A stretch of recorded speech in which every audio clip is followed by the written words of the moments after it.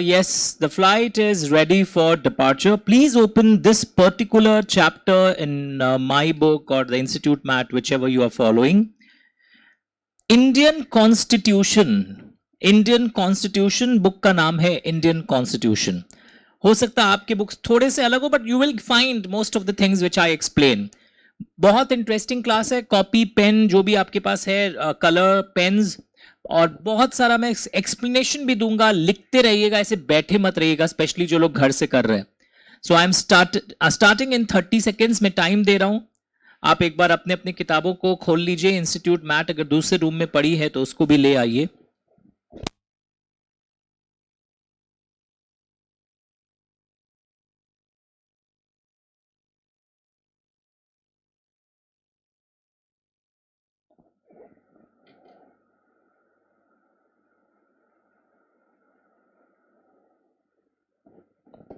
चलिए, कितने लोग क्लास 9 10 में ये शब्द सुने, कॉन्स्टिट्यूशन ऑफ इंडिया? 7 8 9 10 में स्कूल में एक सब्जेक्ट होता था सिविक्स बोलकर, history and civics. Specially ICSE और सीबीएसई में तो है, I am not sure about the state boards. तो वहां पर आपने ये शब्द सुना होगा, कॉन्स्टिट्यूशन ऑफ इंडिया. आपको पता है हमारे जितने लॉज निकलते हैं आज भारत में, बहुत सारे लॉ हैं. जैसे बोलते हैं ना, ग्लेशियर जो होता है वहीं से सारा पानी निकल रहा है.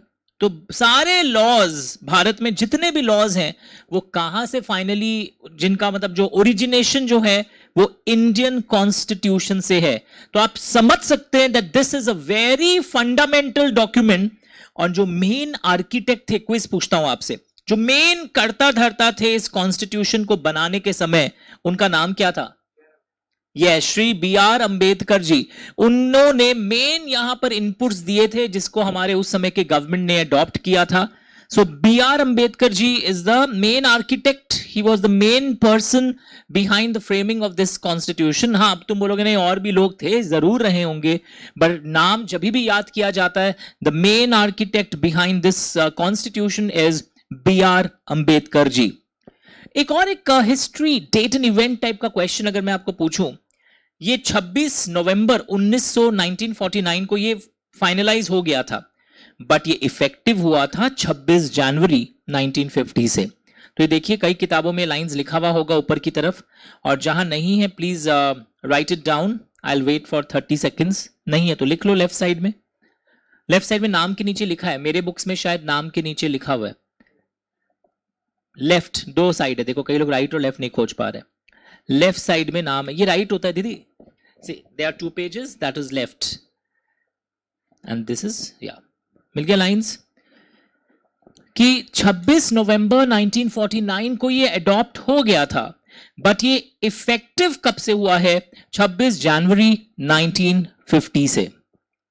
ओके, तो हम ये बोलना चाह रहे, कॉन्स्टिट्यूशन से ही सारे लॉज निकलते हैं. तुमने एक लाइफ में एक वर्ड सुना है, फंडामेंटल राइट्स. सर ये सबको पता होता है. कई बार तो आप पेरेंट्स से झगड़ते हैं, उसमें भी लड़ लेते हैं, this is my fundamental right. But एक और चीज होता है, हमारे कॉन्स्टिट्यूशन में दिया हुआ है, फंडामेंटल ड्यूटीज. ओके, सबसे पहले एक वर्ड आ रहा है, देखो, preamble. Preamble gives the direction and purpose of the constitution. कोई भी एक्ट जब आता है ना, जैसे बुक में आपने सुना एक प्रीफेस होता है, have you heard in any book एक प्रीफेस रहता है, इसमें क्या दिया हुआ रहता है, बुक के बारे में रहता है. वैसे कॉन्स्टिट्यूशन में एक प्रीएम्बल होता है जो direction, objective of the constitution बताता है. That is the main role of preamble. तो अभी हम लोग प्रीएम्बल पढ़ना शुरू करेंगे कि आखिर हमारा कॉन्स्टिट्यूशन ऑफ इंडिया का मेन ऑब्जेक्टिव क्या है, मेन स्कोप क्या है, इसका मेन थीम क्या है. तो ये प्रीएम्बल में लिखा हुआ है. तो आइए अभी हम लोग धीरे धीरे इसको पढ़ना शुरू करते हैं. पहले इतना लिख लो जो मैंने यहां लिखा है आपके लिए. समझ समझ के लिखना, ऑब्जेक्टिव को अलग इंक से, पर्पस, ऑब्जेक्टिव, स्कोप, जो भी वर्ड्स आ रहे हैं.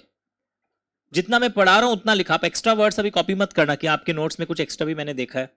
I will dictate, don't worry, पर जितना अभी मैं बोला हूं उतना ही लिखिएगा आप.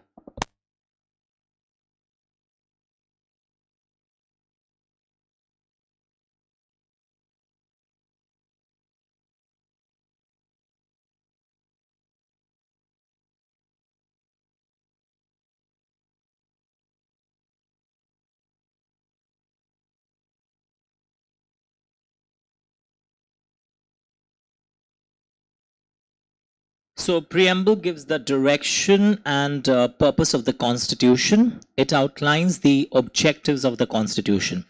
अब ये देखिए मेरे किताब में भी होगा, लैंग्वेज शायद अलग होगा. preamble है क्या मेरे किताब में भी लाइंस, या जो भी किताब आप यूज कर रहे हो. We the people of India have solemnly resolved to constitute India into sovereign, socialist, secular, democratic republic. Did you get the words? हमने इंडिया को क्या बना दिया है? Sovereign, socialist, secular, democratic republic. शब्द ध्यान से देखिए, हमने भारत को बना दिया है सोवरेन. हमने अपने भारत को, मैं इन पे बहुत क्वेश्चंस आते हैं, अभी एक्सप्लेन करूंगा. अच्छा याद है, सुबह तुम अपने अपने धर्म में, जो भी धर्म का बिलोंग करते हैं, India is a secular country, आपको पता होगा. यहां सारे रिलीजन प्रैक्टिस करने की अनुमति है. जैसे पाकिस्तान के नीचे क्या लिखा रहता है? Islamic state. या आप अगर अबू धाबी जाओगे, दुबई जाओगे, कई स्टेट कंट्रीज है, वहां लिख देते हैं वी आर इस्लामिक स्टेट. क्या इंडिया में हम लिखते हैं only a state for Hindus? No, हर रिलीजन के लोग यहां रह सकते हैं और अपना धर्म प्रोपोगेट कर सकते हैं. तो यहां पर जैसे एक मंत्र होता है ना, जैसे अगर आपने हनुमान चालीसा अगर आप जानते हो, मैं तो कुछ भी नहीं जानता हूं, तो आपको याद रहता है कई लोगों को. अगर आप जैन फैमिली से हैं तो वहां एक नमो अरियंताणंग बोल के एक जैन धर्म में कुछ मंत्र याद रहते हैं. पर आप हैं भारत से, भारत के अगर हैं तो ये मंत्र है, सुबह हर दिन उठ के याद क्या करो, जय Bharat. We are sovereign, socialist, secular, democratic republic. देखो, we are sovereign, socialist, secular, democratic republic, ये मंत्र है. जैसे कोई सिखाया होगा ना, जब बुरा समय आता है ना, ऐसे बोला करो ओम ह्रीं श्रीं क्लीं अर्हं नमः. ये सब सुना होगा, पंडित लोग मंत्र दे देते हैं. हर दिन सुबह जापो, अगली बार तुम्हारा बोर्ड्स में बहुत अच्छा आएगा. तो अब मैं बोलूंगा, अगर आपको सीएस के बोर्ड में अच्छा करना है एग्जाम में, तो आपको पता होना चाहिए प्रीएम्बल ऑफ इंडिया क्या है. Sovereign, socialist, secular, democratic Republic. अभी एक एक को समझाऊंगा meaning. Now what do you mean bye a sovereign body? Language number 1, इस पे एमसीक्यूज आएगा. सोवरेन शब्द से आप क्या समझते हो? पहले मंत्र लिखो, वहां पे लिखो, मंत्र की तरह याद करना है. क्या मंत्र है बोलो खन्ना जी? मंत्र क्या है? Sovereign, socialist, secular, democratic republic. You are from which country? अगर कोई बोले तुम कभी इंडिया के बाहर जाओ, तो ऐसे चमकाने के लिए, I am from a sovereign, socialist, secular, democratic Republic. I am asking from which country? I am telling about my country. It's sovereign, secular, socialist, democratic Republic. अब सोवरेन क्या होता है आपको पता है? बहुत साल से हम लोग गुलाम थे ब्रिटिश रूल के अंदर, पर हम फाइनली 1947 में आजाद हो गए. अब हम एक सोवरेन हैं, मतलब इंडिपेंडेंट. लिखो, सोवरेन का एमसीक्यू में मीनिंग चूज करने आ जाएगा. Independent, comma, not controlled by any superior authority. लिखना independent, not controlled by superior authority. Sorry, नहीं दिख रहा, वहां से कुछ हट जा रहा है शायद. Independent, not controlled by superior authority. समझ में आ गया? अब हम आजाद हैं, हम कोई ब्रिटिश रूल या किसी के अंडर में नहीं है. We are not controlled by any superior authority. So when I say the word sovereign, it means I'm independent, not controlled by any superior authority. Did you write it? आगे देखो. Socialist. What do you mean by socialist? जैसे बोलते हैं ना कि कुछ countries बोलते हैं कि हम चाहते हैं कि हमारे में यहाँ सब लोगों के पास पैसा हो. ऐसा नहीं हो. कैपिटलिस्ट कंट्रीज में क्या होता है? कुछ ही लोगों के पास सारा इनकम और वेल्थ कॉन्सेंट्रेटेड रहता है, पर हम भारत में चाहते हैं कि ये वेल्थ और इनकम सबके पास रहे. तो इसके लिए क्लासिक एग्जांपल दो सोशलिस्ट बनाने के लिए. तुमने इनकम टैक्स एक्ट नाम सुना है? घर परिवार में सुना होगा. इनकम टैक्स के 9-10 में भी सम्स आते थे एक फ्लो चार्ट में, कि जिनका इनकम हायर है उन पे higher rate of income tax लगता है. कुछ सुना है ये सब चीज? कुछ अमाउंट तक आपका इनकम टैक्स माफ है. तो ये कॉन्सेप्ट क्यों आया? ताकि जिनके ज्यादा कमाई हो रहा है उनसे हम ज्यादा टैक्स के रूप में ले लें, तो उनका इनकम और सबका इनकम बराबर हो जाए. ऐसा हो नहीं रहा है, पर ये उद्देश्य तो यही था. सोशलिस्ट का मतलब क्या है? लिखो, to reduce inequalities in income and status. To reduce inequalities in income and status. Example income tax act को बनाया गया है. मैंने बोला सारे लॉ के ऑब्जेक्टिव, जो भी लॉ बनता है इनकम टैक्स एक्ट में, ये सोशलिस्ट के ऑब्जेक्टिव को ध्यान में रखा गया है. to reduce inequalities in income and status. To reduce inequalities in income and status. To reduce inequalities in income and status. तो what word I was using, मैं शब्द यूज कर रहा था, क्या शब्द यूज कर रहा था? Sovereign, socialist, secular, democratic republic. तो when I said the word socialist, इसका मतलब क्या था? To reduce inequalities in income and status. Is it fine, everyone? पक्का? सोवरेन सोशलिस्ट सेक्युलर, वो सेक्युलर का मतलब क्या होता है? All religions are equal. State मतलब गवर्नमेंट कभी भी रिलीजन के आधार पर कोई डिस्क्रिमिनेशन नहीं करेगा. कानून की नजर में सब रिलीजन बराबर हैं. सेक्युलर का मतलब क्या होता है बताओ? जैसे पाकिस्तान लिख लेते अपने आप को इस्लामिक स्टेट, पर हमारे यहां सारे रिलीजन अलाउड है. Democratic republic, this is very very interesting. Democratic को हिंदी में क्या बोलते हैं पता है आपको? Do you know in Hindi what do we call it? Hindi में हम इसको बोलते हैं, लिख लो, लोकतंत्र. लोकतंत्र. और रिपब्लिक को गणतंत्र. डेमोक्रेटिक एमसीक्यू में दे देगा. Democratic is also known as ganatantra, loktantra. तुमको बताना होगा democracy is known as loktantra. And when I say the word republic, republic means ganatantra. Democratic शब्द का मतलब है लोकतंत्र. जो आपने याद है अब्राहम लिंकन ने एक डायलॉग दिया था, government of the people, bye the people and for the people. Have you heard in your school colleges? तो डेमोक्रेसी है इंडिया में, डेमोक्रेसी है.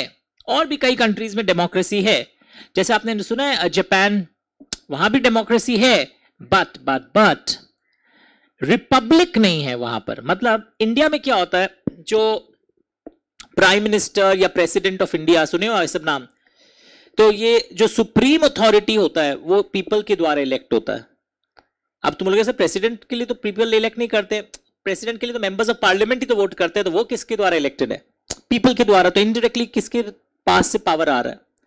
तो लैंग्वेज लिखा है रिपब्लिक में, supreme most authority is elected by the people. तो तुम बोलेगा ये जापान में भी तो ये है. नहीं, जापान में पता है क्या है, वो राजा एम्परर का कॉन्सेप्ट सुने हो? वहां जापान का वो भी है, डेमोक्रेसी वाला आदमी भी है, पर वो एम्परर आज भी सुप्रीम मोस्ट माना जाता है. वो जो, और वो कैसे निकलता? डायनेस्टी. अरे वो वंश के, इसके बाद ये बनेंगे, इसके बाद वो बनेंगे. तो वहां people are not electing that raja. राजा का तो खानदान, उसी खानदान के लोग बनते हैं. हाँ, डेमोक्रेसी भी है वहां पर. बट यूएस और इंडिया में डेमोक्रेटिक रिपब्लिक है. जैसे थाईलैंड सुना है? थाईलैंड, वहां पर क्या है, वो राजा आज भी है.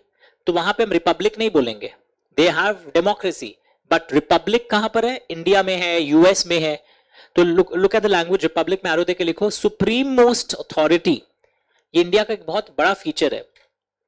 Supreme most authority is elected by the people. Democracy तो बहुत कंट्रीज में नजर आएगा. तो India is not purely democratic, India is democratic Republic. तो एग्जाम में चूज करने आता है what do you mean bye Republic, तो उसमें याद रखना answer that supreme most authority is elected by the people. जो सुप्रीम मोस्ट अथॉरिटी इंडिया में. सर हमको वापस बताएंगे डेमोक्रेटिक रिपब्लिक? तो एक डायग्राम बना के लाया हूं, इधर आओ. इस डायग्राम में आप देखोगे, एक मिनट, आज थोड़ा अलाइनमेंट, अच्छा पहले कॉपी कर लिया था.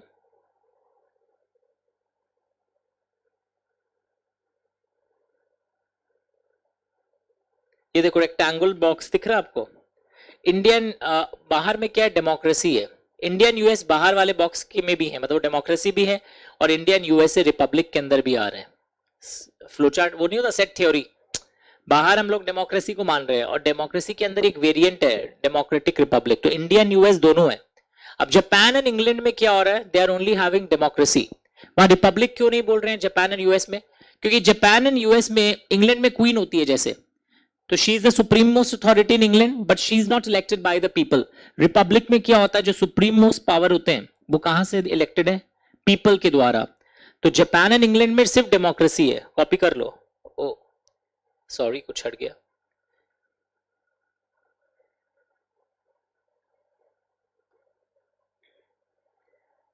जापान एंड यूएस में सिर्फ डेमोक्रेसी है.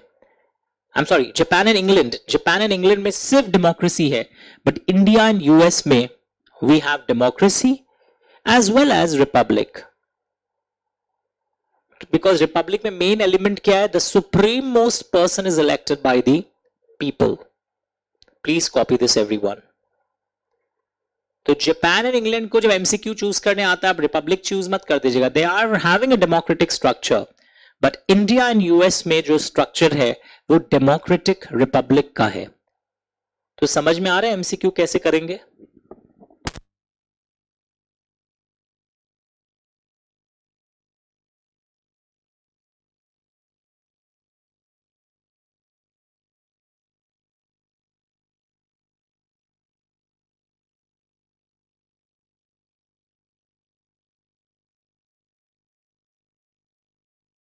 कॉपी कर लिया? चलिए, very good.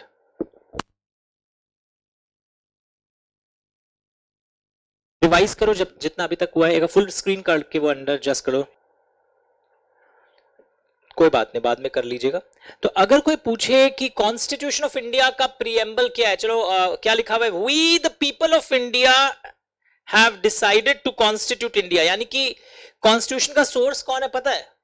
People of India. यानी कि हमारे विचारों से ही बना है ये. India into sovereign socialist, meaning आता है ना सबका. सोवरेन का मतलब क्या है? वी आर इंडिपेंडेंट, हमको कोई बाहरी शक्ति कंट्रोल नहीं करती. सोशलिस्ट का मतलब क्या है? हम चाहते हैं लोगों के इनकम डिफरेंसेस कम हो जाए. सेक्युलर मतलब सबको पता है. डेमोक्रेटिक रिपब्लिक का मीनिंग समझ में आया? रिपब्लिक में सुप्रीम मोस्ट पावर भी लोगों वाला होता है, जैसे भारत में prime minister, president. But Japan में और इंग्लैंड में सुप्रीम मोस्ट पावर तो खानदान वाले लोग ही होते हैं. वहां डेमोक्रेसी है, वहां भी इलेक्शंस होते हैं, बट वहां पर सुप्रीम मोस्ट पावर भी यही माने जाते हैं. पर इंडिया में we have democratic republic. US में भी we have democratic republic. Okay. और ये पूरे प्रियम्बल का मेन उद्देश्य क्या? लैंग्वेज देखो. To secure all its citizens. हम सारे सिटीजन्स को क्या देना चाहता है? लैंग्वेज लर्न करना है ये 4 मार्क्स के लिए कभी जब आता है. जस्टिस मतलब कि सब कोई को इंसाफ मिले हमारे यहां पर, चाहे इकोनॉमिक जस्टिस हो, सोशल जस्टिस हो, पॉलिटिकल जस्टिस हो. लिबर्टी, सबको बोलने का अधिकार हो, अपने फीलिंग्स को एक्सप्रेस करने का अधिकार है. सबको कोई भी धर्म फॉलो करने का अधिकार है. एक्चुअली वो सेक्युलर वाला जो लाइन था उसी को सपोर्ट कर रहा है. Equality of status and opportunity, ये सोशलिस्ट वाले लाइन को सपोर्ट कर रहा है.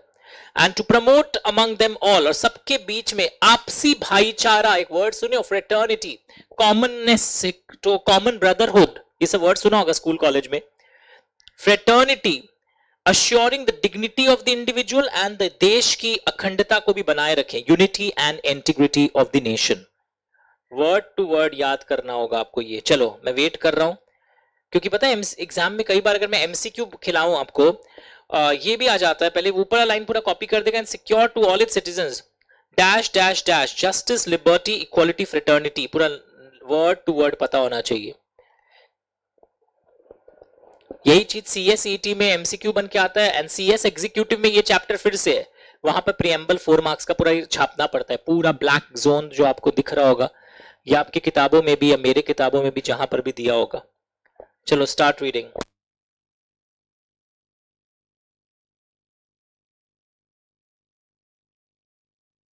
क्या क्या सिक्योर कर रहा है सिटीजन्स को? Justice, equality, liberty, fraternity. और फ्रेटर्निटी का मतलब इनडायरेक्टली समझाया है. लिबर्टी में वो वर्शिप का, एक्सप्रेशन का. मिले सारे words? Sure everyone? So we are really feeling good. हम लोग प्रीएम्बल का मतलब समझ चुके हैं. Turn the page. Now the constitution हमारे देश का, nations polity. What is polity? Arrow देके लिखना. Political structure. हमारे देश का जो पॉलिटिकल स्ट्रक्चर है वो कॉन्स्टिट्यूशन में पता चलता है. मैं बताऊंगा अभी.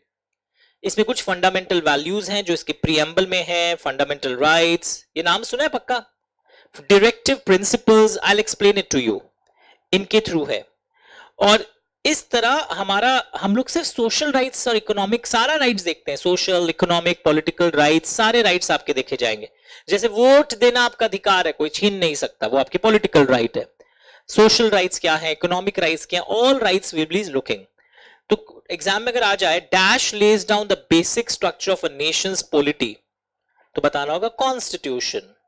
पता हमारे देश का स्ट्रक्चर कैसा है? यहाँ एक होता है, आपने कभी स्कूल कॉलेज में सुना है, लेजिस्लेचर, जो कानून बनाता है, और एक जिसको पार्लियामेंट बोलते हैं अगर मैं यूनियन गवर्नमेंट की बात करूं, और स्टेट गवर्नमेंट के केस में वो जो स्टेट लेजिस्लेचर। और अगर मैं बात करूं कानून को इंप्लीमेंट कौन कराता है? एग्जीक्यूटिव। और फिर कहीं सब कुछ ठीक हो रहा है, कहीं कुछ डिस्प्यूट हो जाए तो सॉल्व कौन करता है? Judiciary. Have you heard about these words? Legislature, executive, judiciary. सुना है कभी स्कूल में? सच बताओ। लेजिस्लेचर होता है पार्लियामेंट या स्टेट लेजिस्लेचर। एग्जीक्यूटिव कौन हो गया? मिनिस्टर्स, जो आपके उस कानून को इंप्लीमेंट करवाते हैं।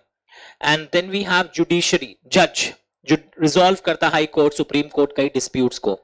तो ये हमारा नेशन का पॉलिटी है, किस तरह पावर्स डिस्ट्रीब्यूटेड है। अच्छा एक बात बताओ, क्या सारे पावर्स यूनियन गवर्नमेंट के पास है? मतलब सारा पावर्स क्या, जो रूलिंग पावर गवर्नमेंट है कंट्री का, उसके पास है? कुछ पावर्स यूनियन गवर्नमेंट बनाता है, किसी किसी मैटर्स पर लॉ, कुछ मैटर्स पर लॉ स्टेट गवर्नमेंट बनाता है, क्योंकि वो स्टेट लिस्ट में रहता है। हमारे यहाँ क्या है, अगर आपको स्कूल में याद होगा, there are certain matters on which parliament can make a law. When I say parliament, वो दिल्ली वाला पार्लियामेंट हाउस की बात हो रही है, वहां पे सब बैठकर मेजॉरिटी डिसीजन लेते हैं। There are certain matters on which Mamata Banerjee ji can make a law, state government can make a law, and there are some matters जिसपे दोनों लॉ बना सकते हैं। तो ये हमारा देश का पॉलिटी है, यानी कि political structure. We have legislature, we have executive और जुडिशियरी। एक लड़का बहुत भोला भोला बात कर रहा था, सर हम आगरा का सुप्रीम कोर्ट गया था। हम बोला तुम रांची का सुप्रीम कोर्ट जाओ, सुप्रीम कोर्ट भारत में एक ही है, तुमको यही नहीं पता था, इसी से पता चल गया मानसिक संतुलन खराब है। एक लड़का भावुक हो गया, सर हम मणिपुर का सिटीजन है, और एक बोलता है हम त्रिपुरा का सिटीजन है, और एक बोलता है हम असम का सिटीजन है। सिटीजनशिप एक ही है भारत में। सर भूलना क्या चाह रहे हैं, आपको थोड़ी देर में पता चल जाएगा कि हमारा कॉन्स्टिट्यूशन का स्ट्रक्चर ऐसा है। कुछ चीजें फेडरल है। फेडरल का मतलब जानते हो?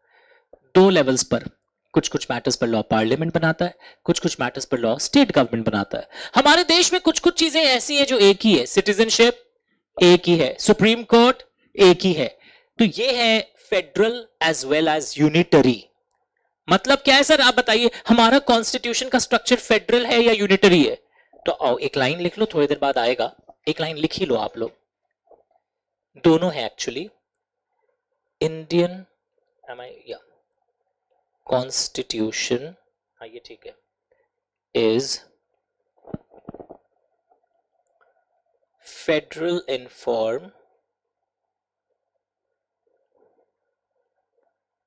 with striking unitary features. It is federal in form with striking unitary features, यानी कुछ फीचर्स इसके यूनिक हैं। फुल पेज कर दीजिएगा एक बार।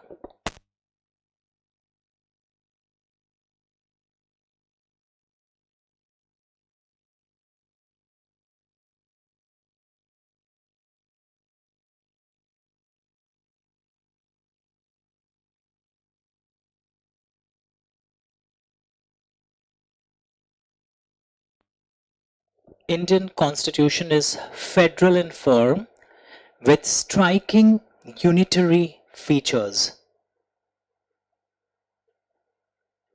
अच्छे से लिख लीजिए।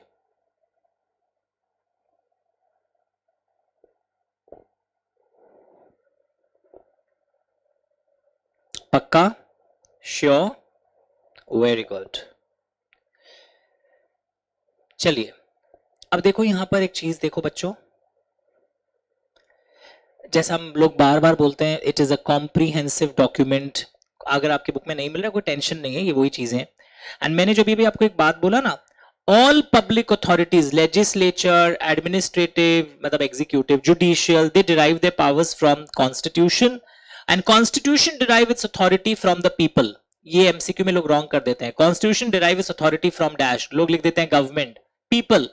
कैसे पता चला बताओ? वो फर्स्ट लाइन क्या था? We the people of India. याद आ रहा है आपको? एमसीक्यू लिखना, या जिसकी बुक में लाइन नहीं, ये लाइन कॉपी कर लो। Constitution derive its authority from the people. कोई टेंशन नहीं, ये लाइन कॉपी कर लो। Constitution derive its authority from the people. MCQ में ये आएगा अथॉरिटी फ्रॉम द पीपल। ये आपकी लॉन्ग आंसर्स के लिए भी अच्छा होता है। एमसीक्यू एमसीक्यू जब मैं बोलता हूँ लॉन्ग आंसर्स में भी वर्ड लाइंस आपको डेवलप हो जाता है। फिर एक और एक MCQ, dash sets out the AIIMS and aspirations of the people of India, कि हम अपने आप को ये इक्वालिटी फ्रेटर्निटी सिक्योर करना चाहते हैं। आंसर है प्रीएम्बल टू द कॉन्स्टिट्यूशन। तो इसलिए इंस्टीट्यूट की मैथ को पढ़ना बहुत जरूरी होता है, यहीं से क्वेश्चंस डेवलप हो जाते हैं। It is declared that constitution has been given by the people to themselves, affirming the republican character of the political structure and sovereignty, कि जो सुप्रीम मोस्ट पावर भी पीपल ही बनाते हैं। तो ये एमसीक्यू में आ जाएगा, that constitution has been given by the people, thereby affirming the dash character of the polity। democratic आएगा वो मत भरना, republican भरना, कि supreme most power and the sovereignty of the people। Sovereign implies that the republic is externally and internally sovereign, मतलब देश के अंदर भी हम कोई से इन्फ्लुएंस नहीं होते हैं कोई से। Sovereignty is vested in the people of India, ये सब लाइंस बहुत इंपॉर्टेंट है, फुल पेज कर दो। और हमारी सॉवरेंटी पता है कैसे है सर? आखिर कंट्रोल कौन कर रहा है देश को? आप बोल रहे हैं हम आजाद है, हमने डिस्ट्रीब्यूट कर दिया हमारे पावर्स। मैंने आज हिंदी में समझाया ना, between the union and the states. तो एग्जाम में आएगा political sovereignty is distributed between dash and dash. तो लोग समझ नहीं पाते हैं किसके बीच में बटा है, union and the states. Look at the words. Photo उतार लीजिए जिनके पास नहीं है, ताकि बाद में जब इंस्टीट्यूट की बुक में घर जाके मार्क कर लोगे। You can take a photo. ले are 7 MCQs from this page. MCQs इस तरह पर डेवलप किया जाता है, ये लॉन्ग आंसर्स भी। सॉवरेन का मतलब अच्छा समझाया है यहां पर।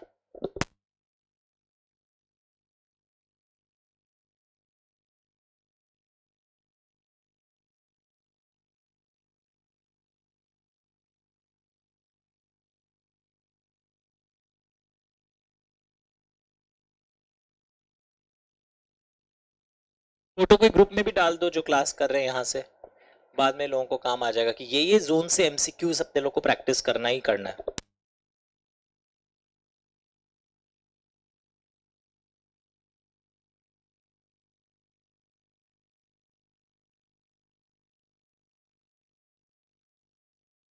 तो ये सब जब शॉर्ट क्वेश्चन स्कूल के एग्जाम्स में भी आते हैं 9 10 में या जब भी, तो ये सब बहुत इंपॉर्टेंट है। That sovereignty is vested in the people of India and political sovereignty is distributed between dash and dash the union and states. फिर देखो, the democratic character of the Indian polity is illustrated by the provisions. आपको पता है voting का जो system है वही तो आपको स्टैब्लिश करता है डेमोक्रेसी के कॉन्सेप्ट को। तो लिखा है, is conferring on the adult citizens the right to vote and by the provisions for elected representatives and responsibility of the executive to the legislature। यानी राइट टू वोट डेमोक्रेसी का एक उदाहरण है। और डेमोक्रेसी में फिर जो लोग अपॉइंट होते हैं, जैसे मिनिस्टर्स और को अपना परफॉर्मेंस जमा देना पड़ता है ना पार्लियामेंट में, तमाशा होते हुए देखा आपने, वो भी रिस्पॉन्सिबिलिटी भी डेमोक्रेसी की पार्ट है। अब तो बोलेगा सर तू मैं जो आपस में होता है वो पता नहीं क्या चीज का पार्ट है। आजकल तो बहुत कुछ हो जाता है पार्लियामेंट में। कभी आपको कपिल शर्मा का शो का वीडियो नहीं चला तो पार्लियामेंट चला लीजिए, भयानक होता है ड्रामा अचानक। मतलब सभी पार्टीज, कोई एक छोटा सा बात होता है सब ड्रामा भी करने लग जाते हैं। हाँ वट, कोई बैग है कोई मिनिस्टर लेके जाती है उस पर ड्रामा हो जाता है, मजेदार है। हाँ बट शी वो पहले से पैसे वाली है एक्चुअली में, but she didn't do it deliberately. वो उठा के नॉर्मली रख रही थी। वो अब इतना होता तो अपने आप बहुत सरल, वो तो नॉर्मली चश्मा हाई फाई बन के जाती है। वो कैलकाटा की है ना। वो already she is a good speaker. वैसे अच्छा डिबेट कर सकती है। जो चीज अच्छा है वो तो अच्छा ही है।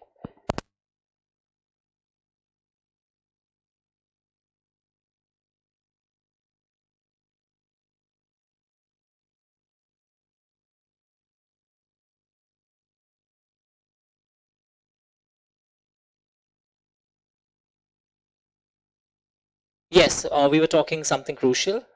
The word socialist aims to secure its people of India justice, social, economic and political. And democratic republic signifies our government is of the people, by the people and for the people. अच्छा सुनो, इसमें लोग गलती करेंगे। Dash signifies that our government is of the people, by the people, for the people। सब democracy लिख के आएंगे, वन ऑफ द ऑप्शन रहेगा। पर अपने लोग का आंसर क्या है इंडिया में? पूरा एमसीक्यू के एंगल से ये जोन बहुत डेंजरस है। और तुम 9 10 के एग्जाम्स में भी these are very interesting points, all of us should know. Okay, और एक लाइन मैंने बोला था ना, Indian constitution is federal with certain unitary features. तो फेडरल फीचर्स क्या क्या है, आइए एक एक करके देखते हैं। सबसे पहले dual government distribution of powers. इसका मतलब क्या, what do you mean by dual government, कोई बताओ अभी। We have union government and state government. Centre level पर कौन है, यूनियन गवर्नमेंट, और स्टेट गवर्नमेंट्स भी हमारे हैं। डिस्ट्रीब्यूशन ऑफ पावर्स कैसे होते हैं, कुछ कुछ मैटर्स जो यूनियन लिस्ट में होते हैं वहां पार्लियामेंट लॉ बनाता है, जो स्टेट लिस्ट वाले मैटर होते हैं वहां स्टेट गवर्नमेंट लॉ बनाता है, और कॉन्करेंट लिस्ट में दोनों बनाते हैं। ओके, तो ड्यूअल गवर्नमेंट, जैसे स्टैंप सुनियो, कितना रुपया का स्टैंप ड्यूटी लगेगा, ये मैटर कौन बनाता है, स्टैंप ड्यूटी वाला मैटर कौन बनाता है, स्टेट गवर्नमेंट बनाता है। अंडरस्टूड। तो कुछ मैटर्स जैसे कंपनीज एक्ट, ये पता है पार्लियामेंट के पास दिया हुआ है, यूनियन लिस्ट में शामिल है। तो इस टाइप से ड्यूअल गवर्नमेंट काम करता है। डिस्ट्रीब्यूशन ऑफ पावर्स याद करना होगा। सुप्रीमेसी ऑफ द कॉन्स्टिट्यूशन, यानी फाइनली जो भी हो जाए, कोई भी लॉ कॉन्स्टिट्यूशन के अगेंस्ट में नहीं जा सकता।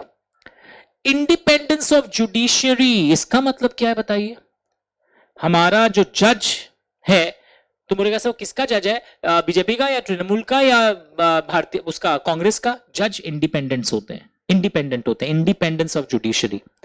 हमारा कॉन्स्टिट्यूशन रिटन है, and this is very good, हमारे कॉन्स्टिट्यूशन को चेंज करना इजी नहीं है। रिजिड प्रोसीडुअर, बहुत डिटेल्ड प्रोसीडुअर है for the amendment of constitution. ये एक फेडरल फीचर माना जाता है। जिस जिस देश में फेडरल कॉन्स्टिट्यूशन है वहां पर चेंज करना इजी नहीं है। अब तुमने कहा आर्टिकल 370 हुआ था ना चेंज, तो बहुत तमाशा हुआ था, और उस समय उन लोग का बहुत मेजोरिटी था, तब हो गया। तो ये 6 फीचर्स लर्न कर लो, एग्जाम में एमसीक्यू में आ जाते हैं, whether this is a feature of a federal system और some other. So look at the English. Dual government, distribution of powers, supremacy of the constitution, independence of judiciary, written constitution, and a rigid procedure for the amendment of the constitution. ये है इनका federal form. मैं unitary के भी कुछ points लिखवा दूंगा आपको थोड़ी देर में, अभी जल्दी पढ़ो।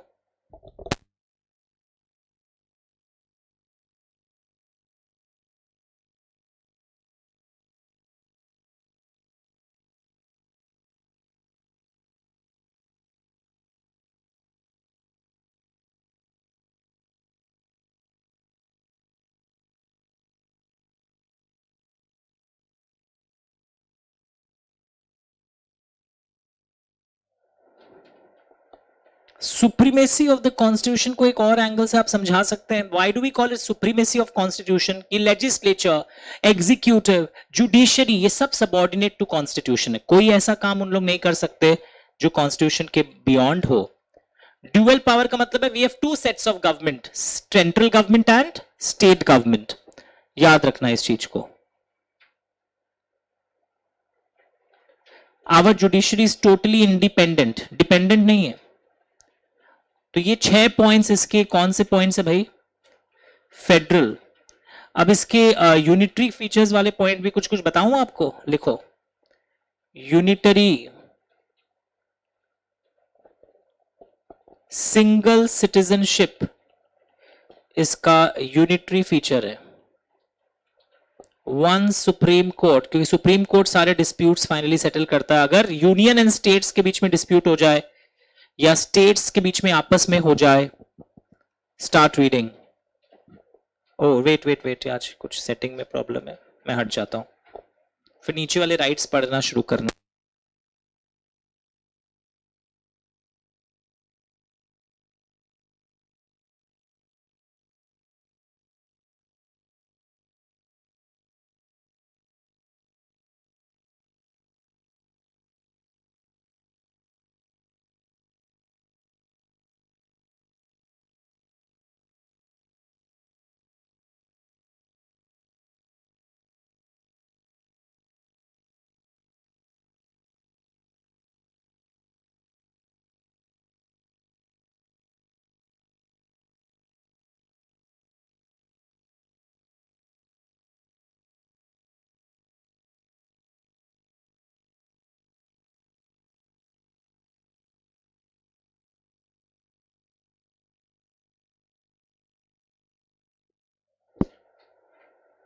Single citizenship, one supreme court. Can you find it everyone? देखो नाउ वेरी इंटरेस्टिंग. अब हम लोग कॉन्स्टिट्यूशन का पार्ट 3 शुरू कर रहे हैं. ओके, फंडामेंटल राइट्स हमारे कॉन्स्टिट्यूशन के पार्ट 3 में एमसीक्यू आ जाता है कि कौन से पार्ट में इंडियन कॉन्स्टिट्यूशन में फंडामेंटल राइट्स है. The answer is part 3 of the constitution. मैं चाहूंगा एक बार आप लोग सब इसको पढ़िए. मैं हट जा रहा हूं. इनके रेंजेस को देखिए, कौन से राइट्स किस रेंज तक है. Start reading.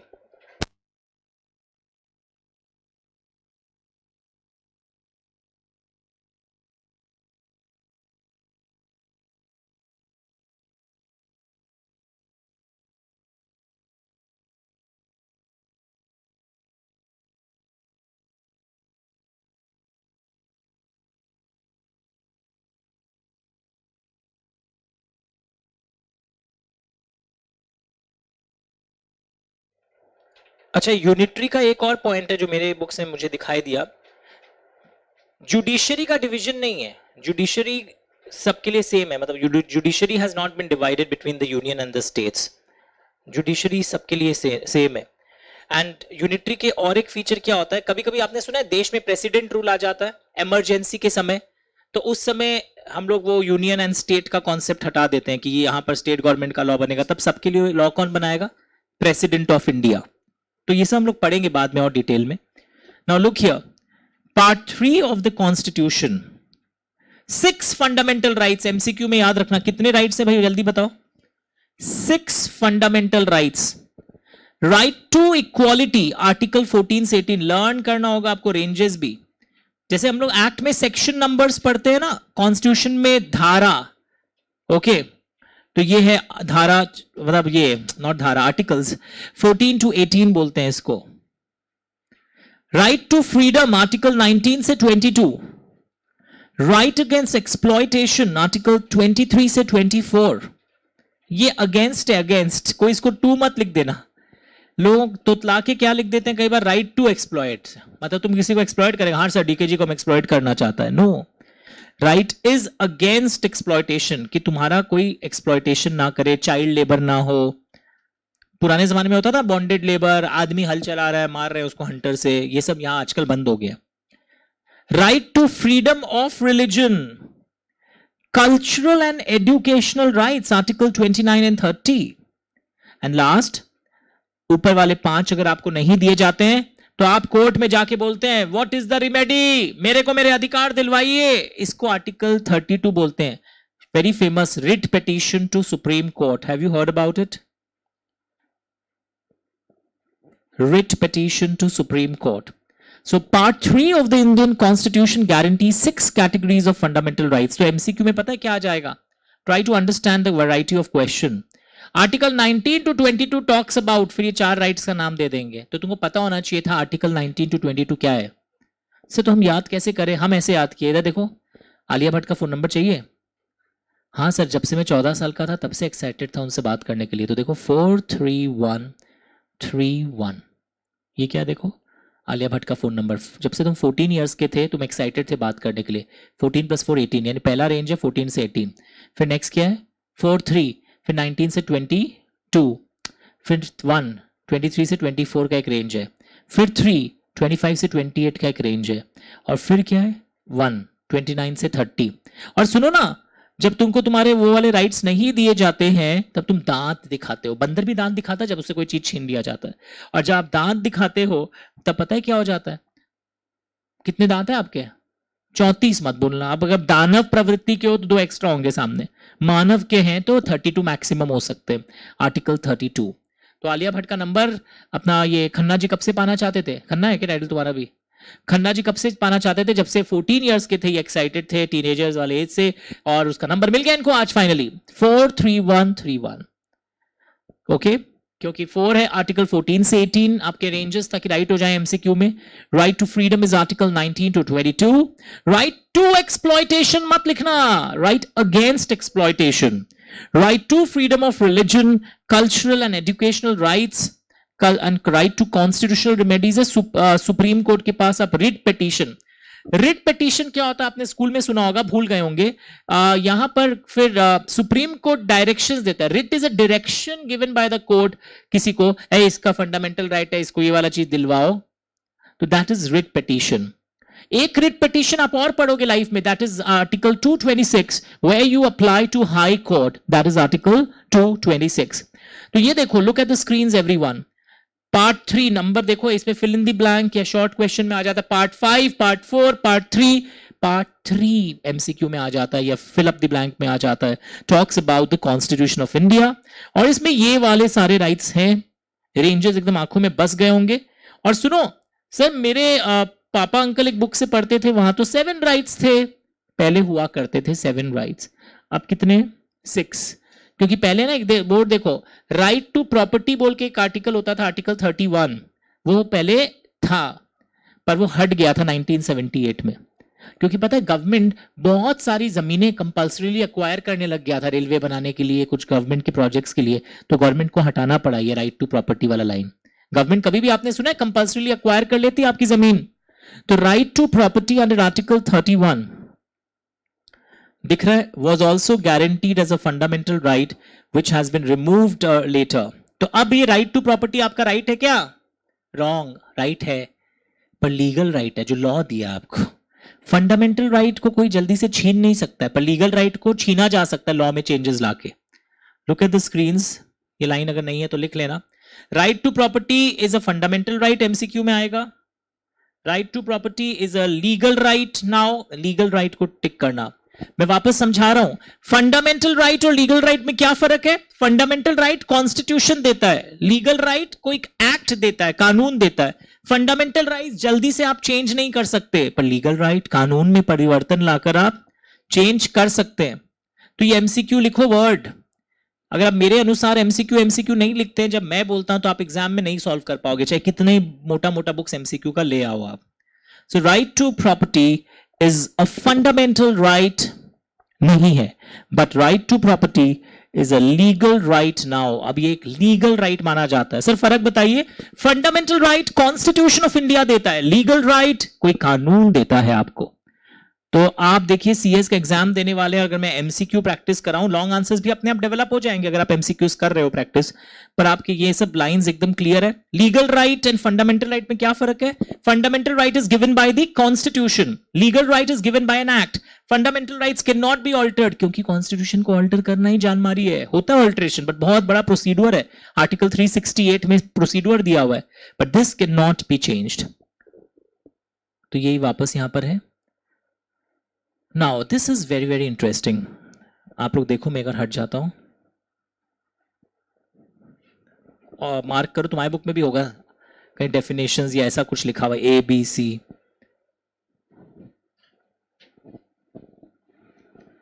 स्टार्ट ऑब्जर्विंग है आपकी बुक में भी, ऐसे लाइंस हैं ऊपर नीचे कहीं। कौन से? उसी पेज में है ना, फर्स्ट पेज में ही है, फर्स्ट पेज में ही है, चेक करना।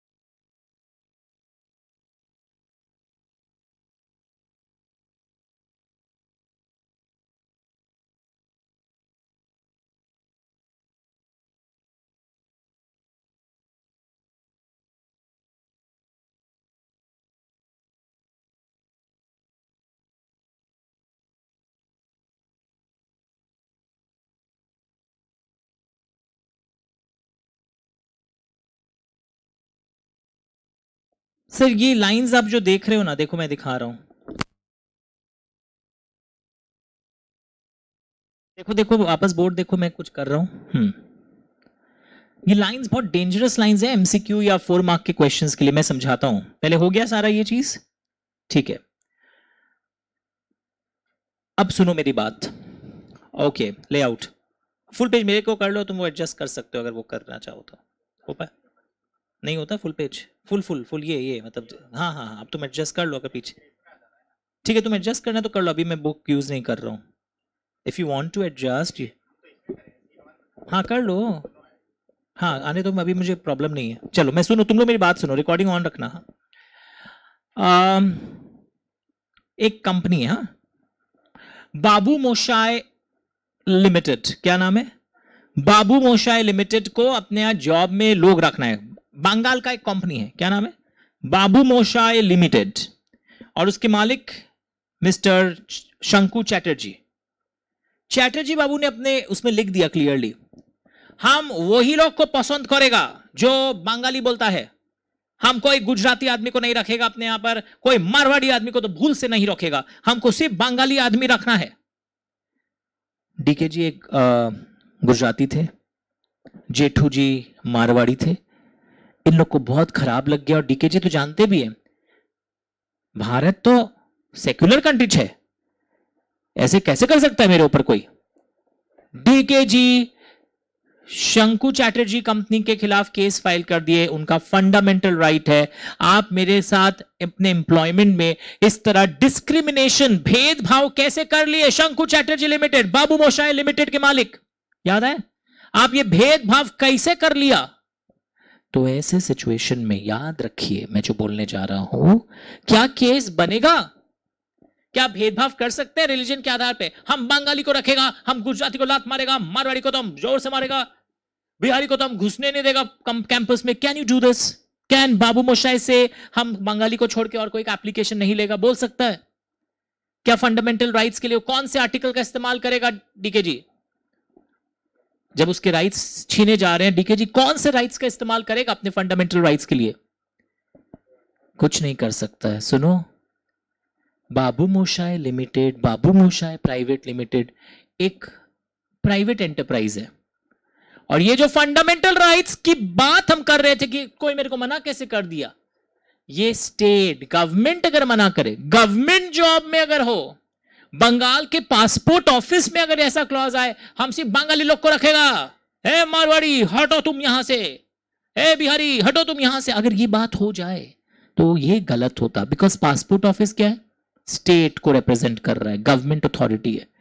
But when I talk about Babu Moshai limited, एक कंपनी है, वो बंगाली क्यों रख रहा है? उसको लग रहा है हमारे यहाँ सारे बंगाली बोलेंगे, हम लोग को एक काम वर्क कल्चर बेटर होता है. अब नेचुरली मेरे यहाँ कोई साउथ इंडियन आना चाहेगा जिसको इंग्लिश भी नहीं आता और हिंदी भी नहीं आता. आप जस्ट इमेजिन, बहुत पढ़ा लिखा साउथ इंडियन है, हम कुछ भी बोलेंगे, वो क्या बोलेगा बताओ? इल्ले. नहीं समझ में आ रहा? इल्ले मतलब नहीं समझना.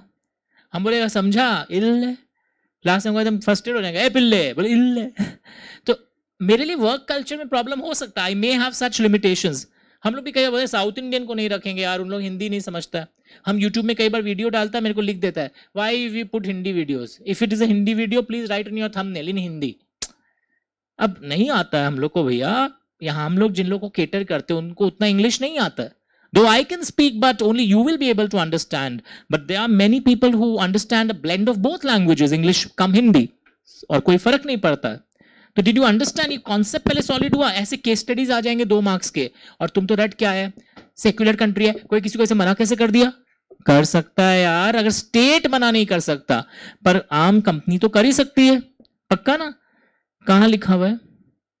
तो आइए हम लोग स्टेट का मीनिंग समझेंगे, जो कि आर्टिकल नंबर 12. अच्छा एक चीज देखो, कुछ कुछ आर्टिकल्स, कुछ कुछ संविधान का, some articles of our constitution सिर्फ सिटीजन एंड नॉन सिटीजन दोनों को मिलता है. इस पे भी एमसीक्यू आ जाता है. तुम लोग क्या सुन के बड़े हो रहे हो? फंडामेंटल राइट्स इंडियन सिटीजन के लिए, फंडामेंटल राइट्स. कभी कभी citizen as well as non citizen दोनों को भारत में प्रोटेक्शन मिलता है. तो ये बात गलत है कि राइट सिर्फ इंडियन सिटीजन के लिए. नाउ स्टेट इंक्लूड्स, आखिर ये जो वर्ड स्टेट आ रहा है, बिकॉज हम जो भी केस करेंगे आर्टिकल 32 का वो स्टेट के अगेंस्ट में करेंगे. The word state includes. Okay, पढ़ना शुरू करो. फुल पेज कर दो एक बार बच्चों के लिए. रीडिंग करो, पहले अंडरलाइन मत करना. सुनो सुनो सुनो सुनो सब कोई, पहले कोई अंडरलाइन नहीं करेगा, पहले कोई कॉपी नहीं करेगा, पहले रीड करो, फिर मेरा देख देख के कुछ उसमें लिखना. ठीक है?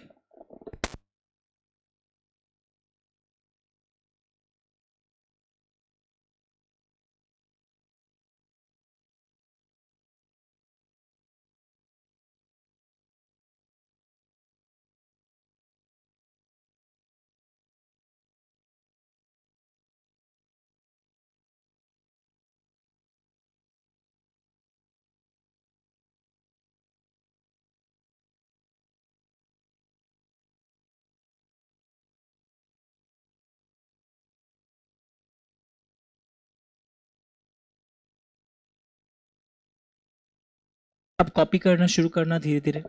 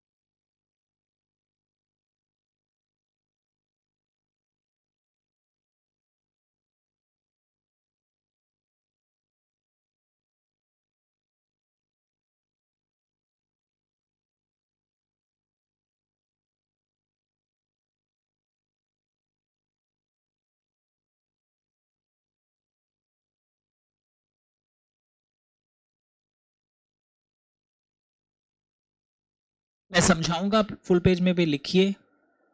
अच्छा एक बार रुको रुको, आपको हेल्प करता हूं, समझा के पहले समझा देता हूं, लिखना इजी हो जाएगा। इधर आओ, रेडी। लेआउट भी कर देना।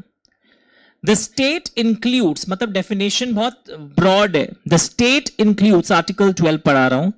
The government and parliament of India, ये बेसिकली यूनियन गवर्नमेंट की बात हो गई।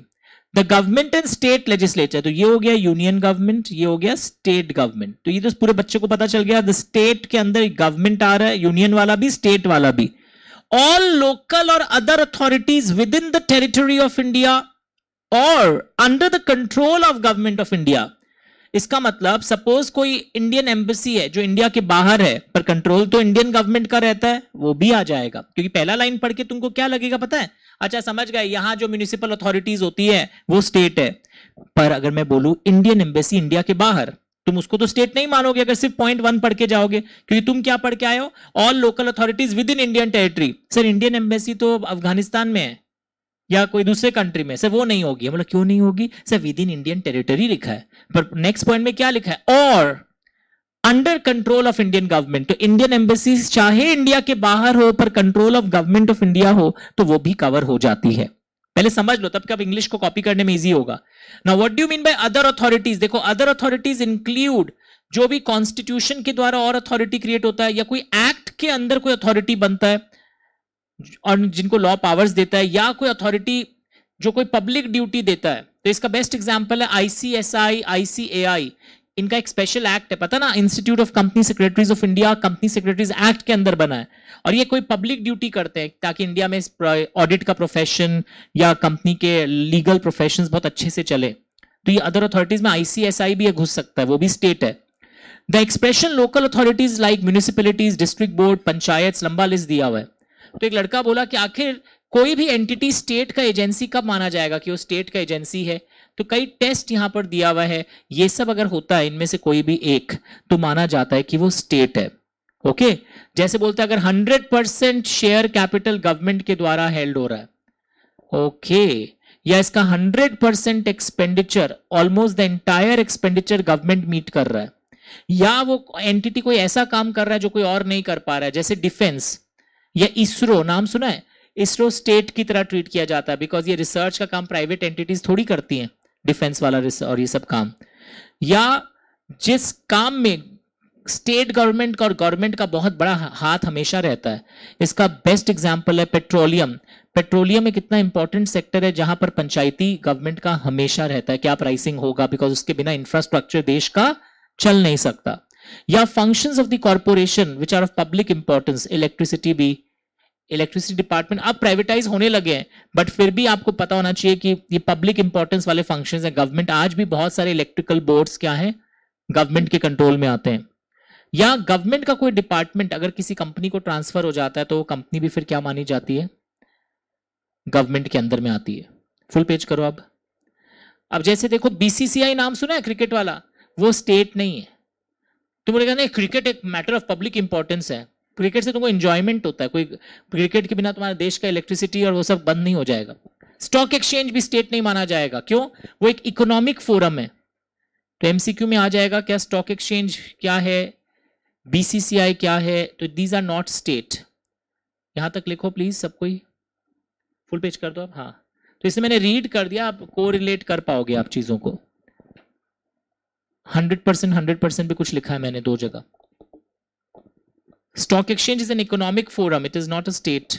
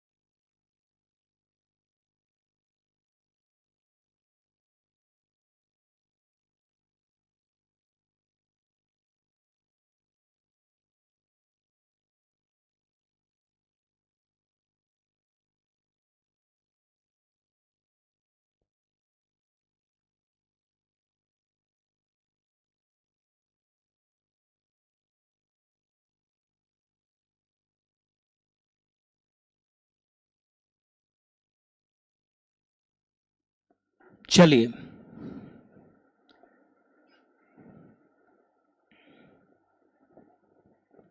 Layout.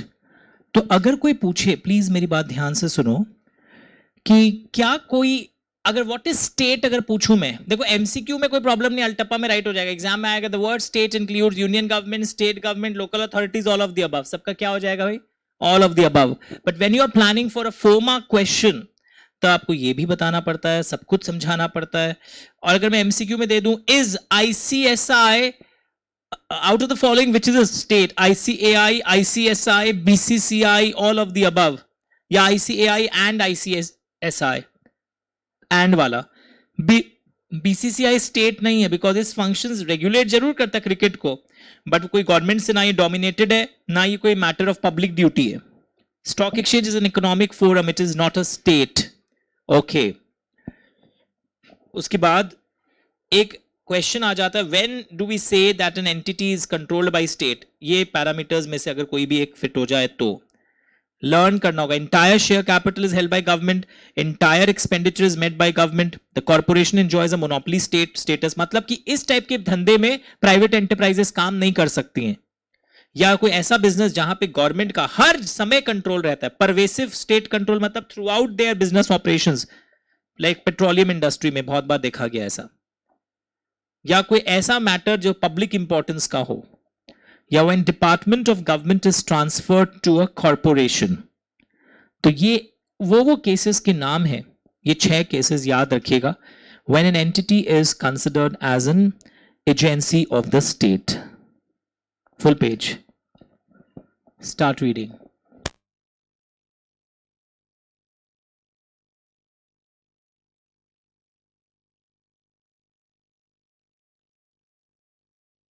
Article number dash talks about state, और ये 4 मार्क का क्वेश्चन आता था एग्जीक्यूटिव में. When do we say that an entity is an agency of the state? तो ये छयों के छयों पॉइंट्स पढ़ते पढ़ते आपको डेवलप करने पड़ेंगे. मैं वापस छोड़ रहा हूं, इसको ध्यान से देख लो अगर आपको कुछ अभी भी लिखना बाकी हो. ये है ना, मेरे बुक्स में भी है सेम चीजें. Start doing it everyone. ये चैप्टर बहुत इंपॉर्टेंट है, अच्छे से पढ़ना है इसको.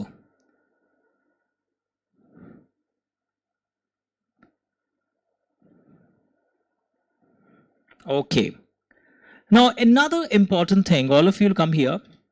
आज हम लोग आर्टिकल 12 पहले देखे, स्टेट का डेफिनेशन. एंड डेफिनेशन में मीन्स से शुरुआत नहीं हुआ था, लिखा था द वर्ड स्टेट इंक्लूड्स. और ये बहुत फेमस केस का नाम भी देखो यहां पर था. नाम दिया आपके बुक में? नहीं दिया. ये दिया तो अजय हंसिया वर्सेस खालिद मुजीब. सर अजय हंसता था क्या बात बात में? यस, अजय हंस दिया था उस दिन भी. Versus Khalid Mujib. It's a supreme court judgement. Sir पता कैसे चलता है? एससी लिखा रहता है ना. सर ऑल इंडिया रैंकर था क्या Ajay? AIR? No no no, ये मैगजीन का नाम है, ऑल इंडिया रिपोर्टर. ये मैगजीन होता है जिसमें केसेस और पब्लिश होते हैं. एआईआर मतलब सोचा होगा 1981 में फर्स्ट आया है सीएस में. ये सुप्रीम कोर्ट का मैगजीन जो 1981 में पब्लिश हुआ था, उसके बारे में बात हो रहा है. ये केस लॉ लिखने का तरीका होता है, नंबर सब हम याद कर ले. 1981 एआईआर लिख के मत आ जाना, पेपर कैंसिल हो जाएगा, सोचेगा आप चिट लेके गए थे. इतना वर्ड टू वर्ड याद नहीं करना चाहिए. Now come to article 13. This is very interesting again. इसमें क्या बोल रहा है कि अगर आपको पता है कॉन्स्टिट्यूशन ऑफ इंडिया कब फोर्स में आया? All of you know. When did constitution of India come into force? मुझे बताइए. 26 जनवरी 1950. तो बोल रहे हैं कि लॉज जो पहले से बने हुए थे कॉन्स्टिट्यूशन आने के पहले, बट अब कॉन्स्टिट्यूशन आ गया, अब वो कॉन्स्टिट्यूशन के संग कॉन्फ्लिक्ट हो रहे हैं. मतलब उन लॉज में ऐसी बातें लिखी हैं जो हमारे कॉन्स्टिट्यूशन ने मना कर दिया, ऐसा देश में नहीं हो सकता. तो जो लॉज पहले से बने हुए थे उनका स्टेटस क्या होगा? लॉजिक क्या बोलता है? वो इनवैलिड डिक्लेयर हो जाएंगे. ओके, लिखा है laws which already existing in force. पहले एग्जिस्टिंग लॉज का इन लोग जीवन बताएं क्या हो रहा है. Which were in force before the commencement of constitution, they will be void. पूरा नहीं, उतना जितना कि वो कॉन्फ्लिक्ट कर रहे हो हमारे फंडामेंटल राइट्स के साथ. लिखा है they will be void to the extent they are inconsistent with the fundamental rights. To the extent they are inconsistent with the fundamental rights, these will be void to the extent they are inconsistent with fundamental rights. मतलब अगर fundamental rights को वो कुरेद रहे हैं तो वो portion law का गलत हो जाएगा. वैसे ही आगे क्या लिखा है देखो, laws made after the commencement of constitution. बोलते हैं आफ्टर कॉन्स्टिट्यूशन कोई भी स्टेट गवर्नमेंट ऐसा लॉ नहीं बनाएगा which takes away the rights. वापस अब बोल रहे हैं कि अब नए लॉ ऐसे मत बनाइएगा जिससे आपके राइट्स या तो अब्रिज्ड हो जाएं, छोटे हो जाएं, या आपके राइट्स छीन लिए जाएं. और अगर आप बना देते हैं कॉन्स्टिट्यूशन आने के बाद, अगर आप कोई ऐसा लॉ बनाते हैं जिससे आपके फंडामेंटल राइट्स छीने जाएं, तो वो लॉ void हो जाएंगे to the extent it curtails any fundamental right. मतलब बात वही है, कोई भी ऐसा लॉ नहीं आ सकता है जो कॉन्स्टिट्यूशन में दिए हुए फंडामेंटल राइट्स को छीने. सर पहले से आया हुआ था, उसका क्या करें? अब वो void हो जाएंगे to the extent they are conflicting with fundamental rights. ये है ना मेरे बुक्स में भी, देखो void पूरे नहीं हुए, to the extent. Turn the page. Sir law का मतलब क्या होता है? What do you mean by law? आपको मैं पहले भी बताऊंगा, आगे भी. लॉ इंक्लूड्स लिखा हुआ है. आपको पता है लॉ कैसे बनता है? अगर हम नॉर्मल एक्ट की बात करें कैसे बनता है पार्लियामेंट में, but law includes ordinance, order, bylaws, rules, regulations, notifications. ये एमसीक्यू में आ जाएगा, ये सारे इंक्लूडेड है. कई बार जो आपने इंडियन कॉन्ट्रैक्ट में सुना होगा ना, कस्टम्स एंड ट्रेड प्रैक्टिसेस भी लॉ का रूप ले लेते हैं. ये प्रथा है, ट्रेंड है, वो भी लॉ का पार्ट है. Can anyone tell me, अपने स्कूल कॉलेज में सुना है, what do you mean by the word ordinance? Who makes ordinance? जब पार्लियामेंट सेशन में नहीं होता है, पता ना, लोकसभा राज्यसभा दोनों में बिल पास करना पड़ता है, दोनों में से सपोज एक भी अभी सेशन में नहीं है, या एक सेशन में है एक सेशन में नहीं है, छुट्टियां भी रहती है ना बीच में, तो उस केस में अगर देश को कोई इमरजेंसी लॉ की दरकार पड़ जाए तो president of India temporary law बनाता है with the help of council of ministers, minister से पूछ करके टेम्पररी। बाद में क्या होता है, जैसे पार्लियामेंट आ जाता है तो इसको पेश करना पड़ता है पार्लियामेंट में, हो सकता है ये ऑर्डिनेंस एक्ट बन जाए, वरना फिर हो सकता है वो खत्म भी हो जाए। तो ऑर्डिनेंस के बारे में एक लाइन लिख दो, ordinance is a temporary law, ordinance is a temporary law, पढ़ के देखिए।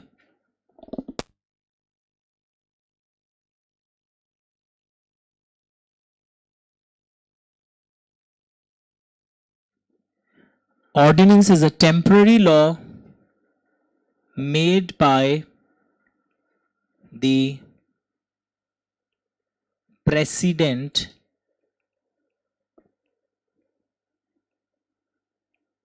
with the help of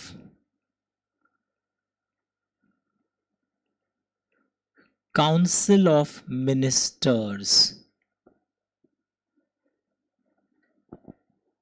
Ordinance is a temporary law made by the president with the help of council of ministers. पढ़ के देखिए। Usually in the case of emergency, और कई बार क्या होता है, स्टेट गवर्नमेंट सुने हो, स्टेट गवर्नमेंट में कौन बनाता है ordinance? Governor. Sometimes ordinance is made by the governor of a state. State का जो गवर्नर होता है वो भी ऑर्डिनेंस बनाता है अपने स्टेट में।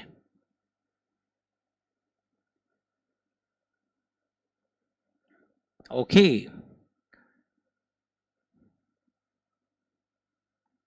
अब यहां कुछ नाम लिखे हुए हैं, आप देखेंगे, ये सब हम लोग एग्जीक्यूटिव के सब्जेक्ट्स में और डिटेल में करेंगे आने वाले क्लासेस में। डॉक्ट्रिन ऑफ एक्लिप्स, सेवरेबिलिटी, अभी आज नहीं करवा रहा हूं ये सब कुछ भी।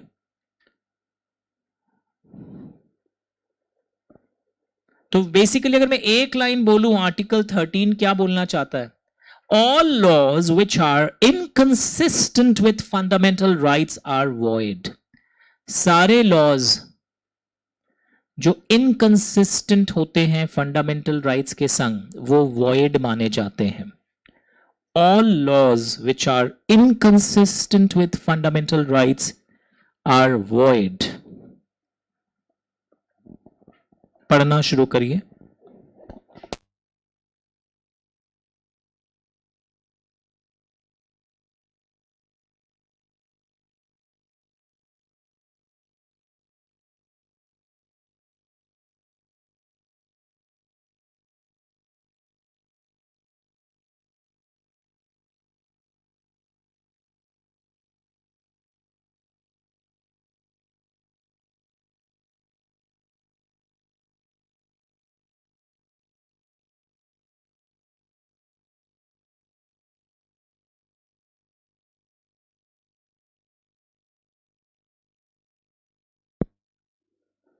चलिए, तो एक मिनट सर, सुबह से क्या पढ़े? अगर आप लोग को मैं अगर रिवाइंड कराऊं that what we have done since the morning. Look here everyone, screens पर देखो सब कोई। बहुत दिन बाद मिले, आज हैवी क्लास है क्योंकि इस वीक फिर हैवी रेनफॉल है, पता नहीं नेक्स्ट शायद मिल ही नहीं पाएंगे अब कल से, 2-3-4 दिन के लिए, सुना होगा ना न्यूज में। तो आज एकदम अच्छे से सल्टा लेते हैं, एकदम हैवी क्लास, कल भी रिवाइज करना दिन में। आज हमने क्या पढ़ा अभी तक? Look at the screens everyone, सबको याद करो, अभी संग संग में मैं टाइम दे रहा हूं, पहले आई विल वेट। पढ़ो, प्रियम्बल को लर्न करो अच्छे, वर्ड टू वर्ड, यही तुम्हारा घर भी है, घर में मत पढ़ना, अभी पढ़ो। और जो लोग घर से पढ़ रहे हैं प्लीज कम से कम यूज करो इस टाइम को। Start reading.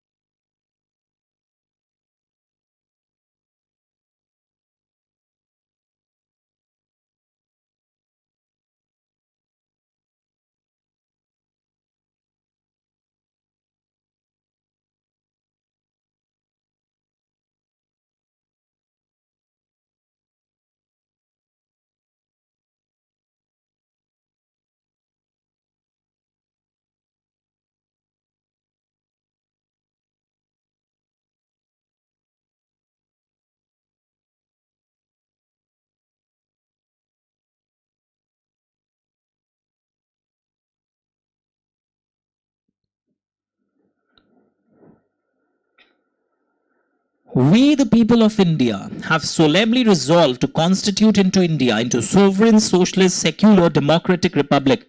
MCQ number 1. The Constitution of India has been framed by the people of India. What do you mean by the word sovereign? External as well as internal sovereign. अगले page में पढ़े थे ना? Dash is the concept of government of the people, by the people and for the people in our constitution. Democratic republic, दोनों word लिख देना. Republic का मतलब क्या होता है? The sovereign, the supreme most power is elected by the people. MCQ में याद रखना. Socialist का मतलब है to reduce the inequality of income and status. And क्या सिक्योर करवाना चाहते हैं हम इंडियन सिटीजन को? Justice, liberty, equality, fraternity. Is it okay? उसके बाद यहां से बहुत सारे क्वेश्चंस थे. Look at the screens. Constitution कहां से डिराइव होता है? हमारे इंडियन पॉलिटिक्स स्ट्रक्चर में कैसा है? Legislature, executive, judiciary. और हमारा कॉन्स्टिट्यूशन फेडरल है या यूनिटरी है? फेडरल भी है, यूनिटरी भी है. दोनों टाइप के फीचर्स हैं. फेडरल फॉर्म के 6 फीचर्स थे. यूनिटरी के भी बहुत सारे, मैंने 2-3 बोले हैं अभी तक. 2 बोले थे, तीसरा भी है, प्रेसिडेंट रूल वाला जो एग्जाम्पल था. देखो, look at the screens. Dash political sovereignty is distributed between the union and the states. ये वाला लाइन देखो MCQ का, second last line. Look at the screens. Screens देखो अभी, ताकि तुम MCQ भी संग संग में इनडायरेक्टली आपको मैंने प्रैक्टिस करवा दिए. हाँ या ना? इस पे नोट्स बनाने की दरकार नहीं, ऑलरेडी सजा हुआ है. इस पे नोट्स नहीं बनाने का दरकार है, टाइम वेस्ट होगा, बल्कि इसको सीधा याद करो. फंडामेंटल राइट्स पे बहुत सारे क्वेश्चंस आएंगे. रेंजेस पर मैंने आलिया भट्ट का नंबर बता दिया था. आप 14 साल की उम्र में थे ना, तब से बेताब थे. 43131. 14 से 18, 19 से 22, 23 से 24. यानी पर ये भी सोचो, राइट टू इक्वालिटी है 14 से 18. 19 to 22 क्या है? Right to freedom of speech, expression. पढ़ेंगे भी क्या क्या फ्रीडम है. 43131. अब 1 में क्या है? 23, 24. Right against exploitation. देखो, ओके. फिर 3131, राइट टू फ्रीडम. फिर 2 बार आ गया सर आपके बुक में. ऑफ रिलीजन लिखा हुआ है, ये देखो. Look at the screens. This is freedom of religion. Cultural and educational rights and right to constitutional remedies. फिर एक बात हमने सीखा था, that right to property was a fundamental right earlier, but now it is only a legal right. क्या फर्क होता है सर? फंडामेंटल राइट कॉन्स्टिट्यूशन देता है, जल्दी से कोई से छीन नहीं सकता है. लीगल राइट एक्ट देता है, आप एक्ट में अमेंडमेंट लाइए, उस राइट को आप बदलाव कर सकते हैं. ओके, समझ में आ रहा है क्वेश्चंस कैसे आएंगे? Dash of Indian constitution gives the fundamental rights. Part 3, part 4, part 5, 5, 6. 3 लिख रहे हो अभी भी? आर्टिकल, ये जो कॉन्स्टिट्यूशन जो है, ये सिर्फ सिटीजन्स को प्रोटेक्ट करता है क्या? फंडामेंटल राइट्स नहीं. कुछ कुछ चीजें, कुछ सिटीजन्स एंड नॉन सिटीजन्स दोनों के लिए रहते हैं. स्टेट का डेफिनेशन आर्टिकल नंबर कितना में दिया हुआ है? 12. और डेफिनेशन इंक्लूसिव नेचर का. इट इंक्लूड्स क्या क्या? Union government, state government. देखो लिस्ट मिला. ऑल लोकल और other authorities within India और outside the control of government of India. तो एग्जाम में आएगा इंडियन एम्बेसी इन पाकिस्तान. तुमको लगेगा सर वो स्टेट नहीं है, वो इंडिया में थोड़ी रहा है, पर कंट्रोल कहां से हो रहा है भाई? तो इंडियन स्टेट माना जाएगा. And there are some case laws which help us to decide whether an enterprise is considered as a state और नॉट. पढ़ के देखिए.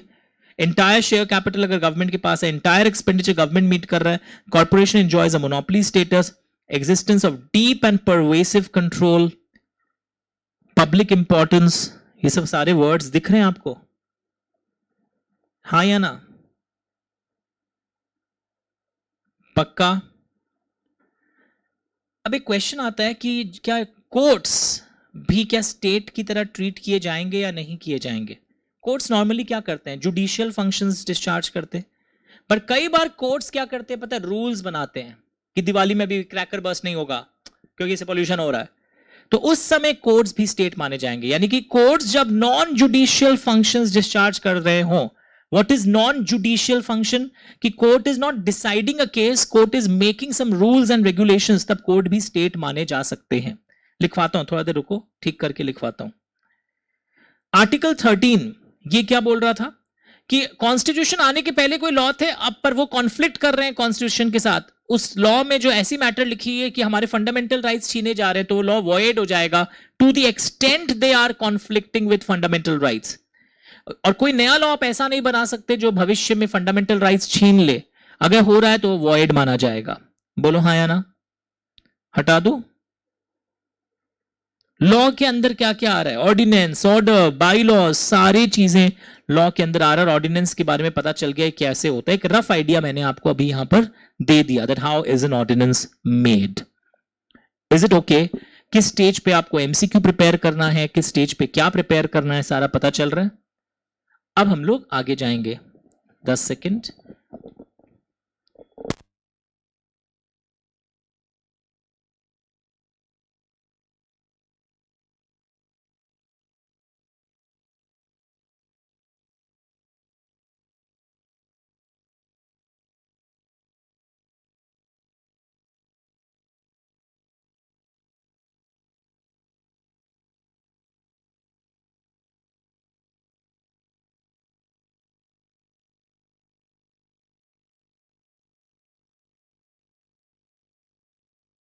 एक लाइन यहां लिख लो,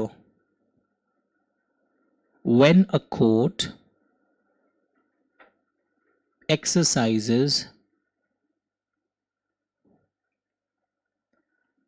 non-judicial function,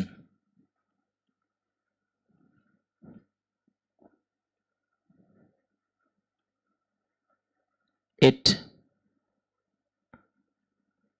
cannot be termed as a state. हाँ रुको रुको, when it exercises a non-judicial function it will be termed as a state. रुको करेक्शन कर लेता हूं, will be. Example, making some rules and regulations.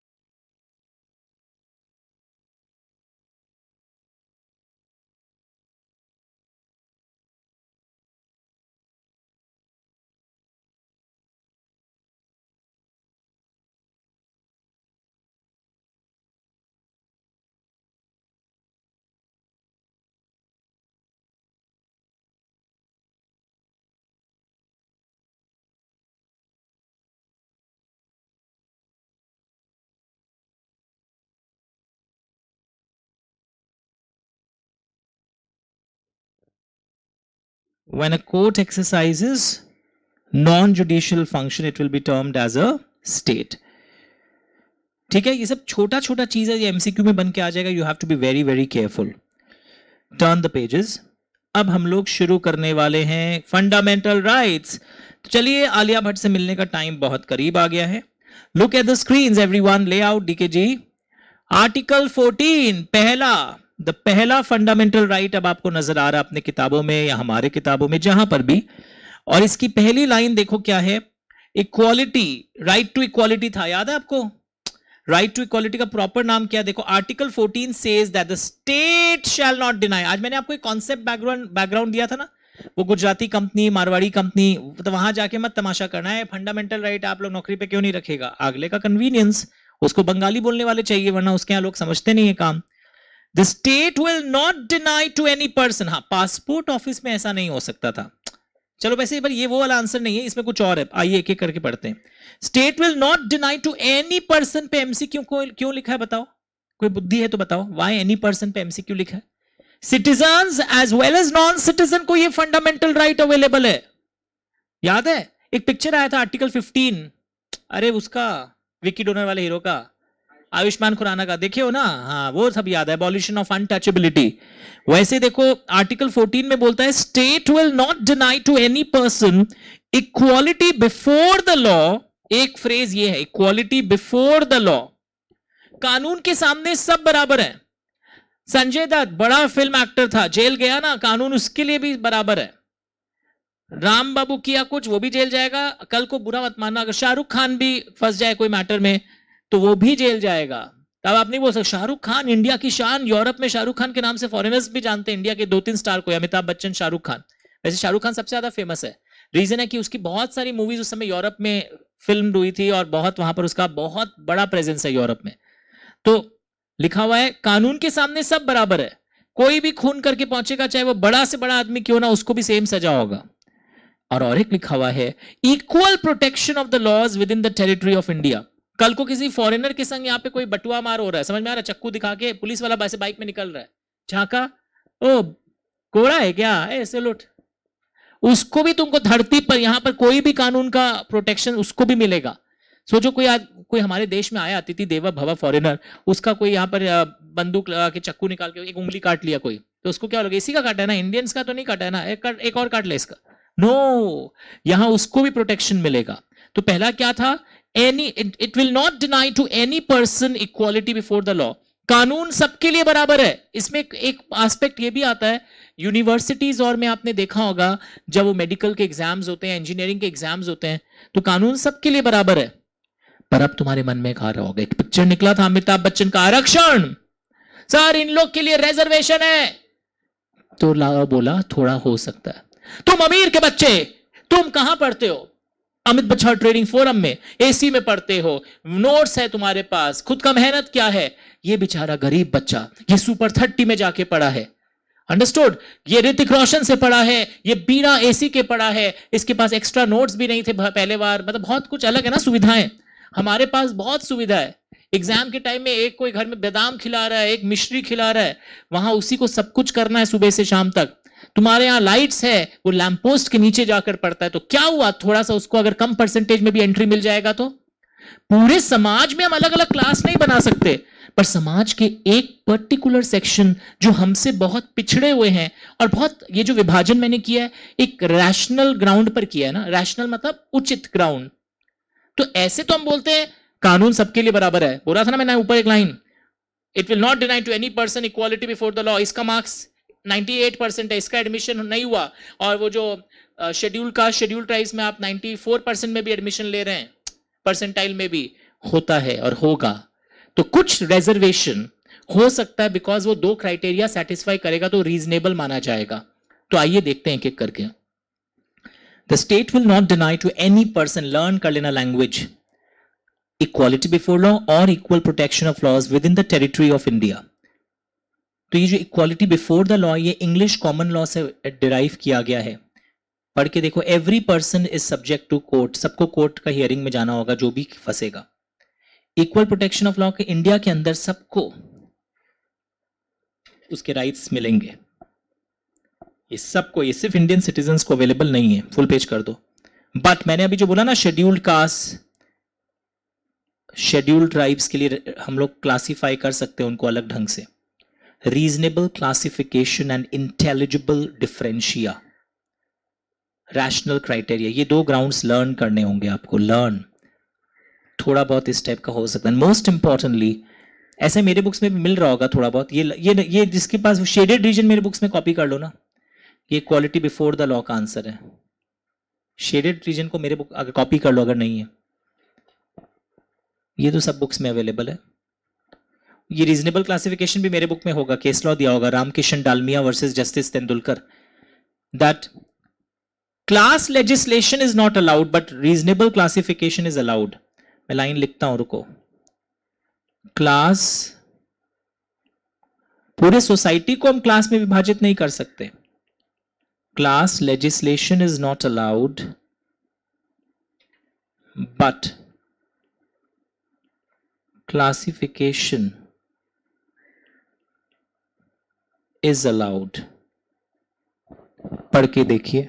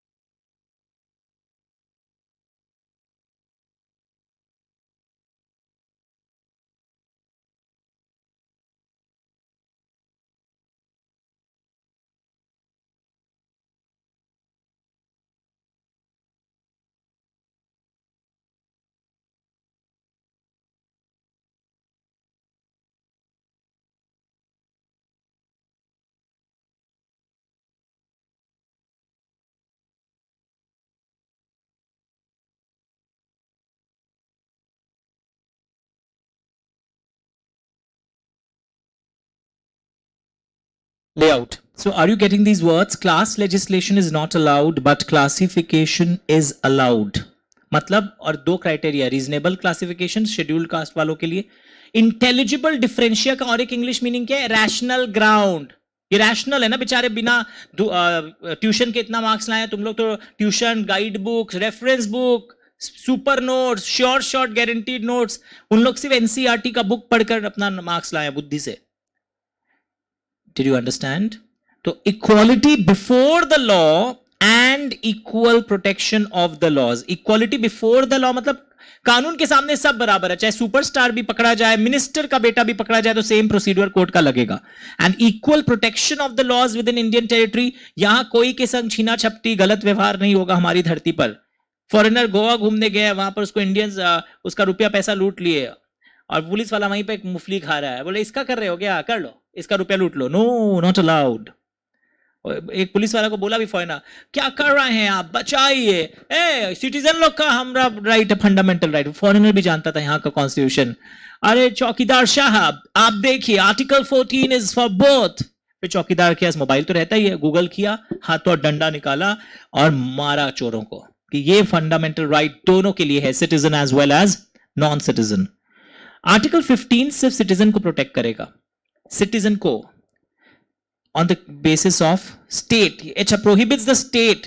वो प्राइवेट कंसर्न कर सकता है पर स्टेट किसी को religion, race, caste, gender, place of birth ये सब के आधार पर डिस्क्रिमिनेट नहीं कर सकता है.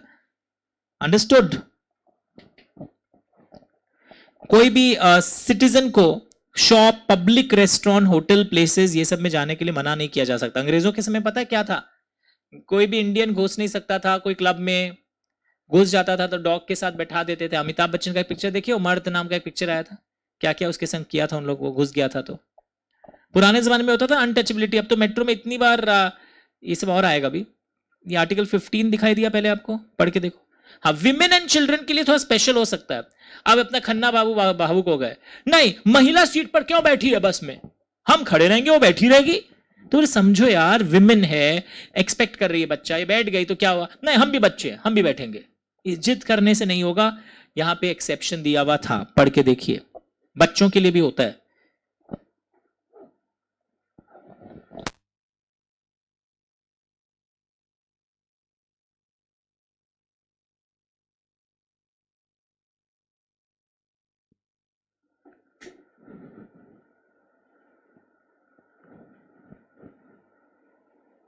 हटा दूं? Next page. अच्छा, और एक चीज, हम इन लोगों के लिए भी रिजर्वेशन कर सकते हैं. तो 15 नंबर आर्टिकल किस पर था? Discrimination on these ground. Women, children, scheduled caste, scheduled tribes, इन लोग के लिए रिजर्वेशन होता है. हाँ, इसमें एक चीज बहुत अच्छा आएगा, जो एजुकेशनल इंस्टीट्यूशन को स्टेट फाइनेंस करता है ना, वहां पे उन लोग के लिए रिजर्वेशन रहता है. पढ़ के देखो. इंक्लूडिंग प्राइवेट स्कूल्स, जहां पे भी स्टेट का फाइनेंसिंग इन्वॉल्व हो, वहां पर उन्हें बोल देता है शेड्यूल कास्ट का एडमिशन लेना ही पड़ेगा. बट माइनॉरिटी एजुकेशनल इंस्टीट्यूशंस, जहां स्टेट का फाइनेंसिंग नहीं है, वहां पर ये फंडिंग स्टेट गवर्नमेंट पंगा नहीं कर सकता है। पढ़ के देखिए, एग्जाम में आया, एक स्कूल है, माइनॉरिटी समझते हो, जैसे जैन सुने हो, Jain, I belong to Jain community, Jains are minority in West Bengal declare किया गया है, ठीक है। तो यहां पर एक कैलकाटा में एक स्कूल है, आपने नाम सुना होगा, जैन विद्यालय, ब्रबन रोड में layout, Jain Vidyalaya Brabourne road. My great grandfather is the founder of that school. तो it's a minority educational institution, अब पढ़ते सब कास्ट के लोग हैं, एंड उसमें गवर्नमेंट से कोई फंडिंग नहीं लिया जाता है, वो खुद अपना संस्था चलाता है वो स्कूल। या यहाँ पर भी होगा ना, दिगंबर विद्यालय, महेश्वरी विद्यालय। तो माइनॉरिटी एजुकेशनल इंस्टीट्यूशन में गवर्नमेंट इंटरफियर नहीं कर सकता है कि आप लोग इतना रखिए, इतना शेड्यूल कास्ट को रखिए, वो नहीं कर सकते। पर अगर कल को वहां फंडिंग गवर्नमेंट से आता है तो गवर्नमेंट ऐसा रोक टोक लगा सकता है कि शेड्यूल कास्ट, शेड्यूल ट्राइब्स के लिए इतना आपको रखना पड़ेगा ही पड़ेगा। पक्का एवरीवन? और बोलते हैं जो रिजर्वेशन लगेगा वो मैक्सिमम कितना लग सकता है, देखो 10% of total seats in each category.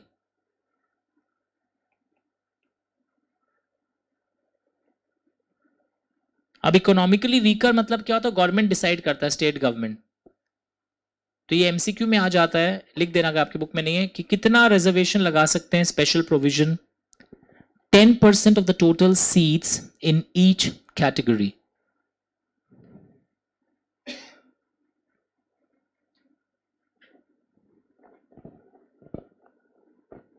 Start reading.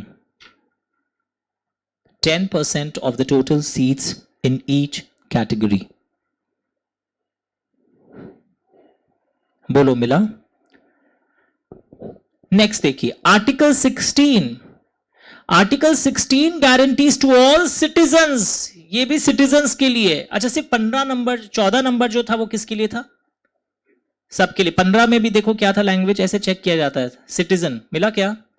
16 में क्या था, सॉरी 16 तो पढ़ रहे हैं, कि गवर्नमेंट की नौकरी में गवर्नमेंट कभी डिस्क्रिमिनेट नहीं करेगा, मिस कास्ट का आदमी को नहीं रखेगा, आए विमेन लोग कोई काम की नहीं है, दिन भर गॉसिप करती है, नो, गवर्नमेंट नहीं करेगा। बट अगेन यहां पे भी बैकवर्ड क्लास और ये सब के लिए क्या होगा, वही चीज वापस आ गया, पढ़ो। हो सकता है ना आपके लिए कुछ क्राइटेरिया, इन लोग के लिए रिजर्वेशन, सेम चीज। ओके, हटा दू?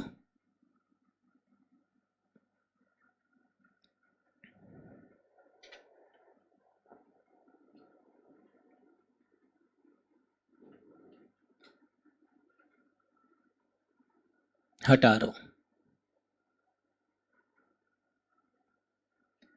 अबॉलिशन ऑफ अनटचेबिलिटी, ये तो हम लोग ऑलरेडी जानते हैं क्या है। Abolition of titles, what do you mean by this line, anyone in the batch? Abolition of titles, पुराने जमाने में ऐसे बोलते थे, महाराज अधिकारी, वीर बहादुर, शमशेर बहादुर, आदमखोर, महाघिनौने, ओके, खन्ना साहब पधार रहे हैं। पर अब आजकल ऐसा कोई टाइटल नहीं दे सकता। नहीं सर, हम लोग एरिया में तो अभी उसको बोलते हैं लोग, मुन्ना भाई, वो तुम तकिया कलाम निकाला होगा, टाइटल्स का कॉन्सेप्ट हट गया है। नहीं सर, हमको बहुत खराब लगा। बोलो क्या? सीएस इंस्टीट्यूट लिखा, gold medallist Amit Bachhawat, example है सर, गोल्ड मेडलिस्ट लिख दिया, उसको रैंक दे दिया, हमको खराब लगता है सर, ऐसे मन में हीन भावना का एहसास होता है। अरे यार, आज भी एकेडमिक डिस्टिंक्शंस मिलते हैं, बोर्ड में कोई फर्स्ट आ जाए, 100 में 100 आ गया था अभी 2 साल पहले कलकत्ता में, एक लामार्टिन फॉर बॉयज स्कूल से एक बच्चे का बोर्ड में पर्सन 100 में 100, तो उसको मिलेगा ही फर्स्ट प्राइज। तो उसके लिए आप ये नहीं बोल सकते उसको टाइटल दे दिया, टाइटल तो अबॉलिश हो गया, गोल्ड मेडलिस्ट लिख दिया, अलाउड है, अंडरस्टूड। अब अशोक वीर चक्र, महावीर चक्र नाम सुना है, परमवीर चक्र, पद्म विभूषण अलाउड है। तो लिखा हुआ है मिलिट्री और एकेडमिक डिस्टिंक्शंस अलाउड है, okay. No citizen will accept any title from any foreign state. Language मिला? No citizen of India will accept any title from any foreign state. Indian citizen को बाहर वाले दूसरे गवर्नमेंट से title लेना allowed नहीं है। और आगे लिखा है, no person who is not a citizen of India when while he holds any office under the state, हमारे यहाँ के कोई वो ऑफिस होल्ड के रखा है कोई बाहर का आदमी, except without the consent of any president, without the consent any title from foreign state. उसी तरह no person holding any office of profit under state will hold without the consent of president any title from foreign state. मैंने घुमा फिरा के अलग अलग variant लिखे हैं। पहले बोल दिया कोई भी इंडियन सिटीजन को बाहर वालों से टाइटल नहीं लेना है। लोग क्या सोचेंगे, बाहर वाले तुमको टाइटल दे रहे हैं, पहले हम लोग से पूछो। ओके, सिंपल था ये। तो ये पहला आलिया भट्ट का पहला नंबर क्या था भाई? आर्टिकल 14 किसको अवेलेबल था? सिटीजन एंड नॉन सिटीजन दोनों को। इसकी इंग्लिश क्या थी? द स्टेट, आर्टिकल 14 का इंग्लिश देखो एक बार वापस रिवाइंड, घर में भी ऐसे करना चाहिए। तुम लोग क्या करते हैं, 2 घंटा बस पढ़ते जाता है। After every 20 minutes pause and think what you have studied. 14 में क्या लिखा है देखो, the state will not deny to any person equality before the law. एक फ्रेज ये है, इक्वालिटी बिफोर द लॉ, यानी कानून के सामने सब बराबर है। और equal protection of the laws within the territory of India. यहां कोई के साथ बदसलूकी हो रहा है फॉरेनर के साथ तो भी प्रोटेक्शन मिलेगा। आर्टिकल 15 का वो लाइंस क्या है?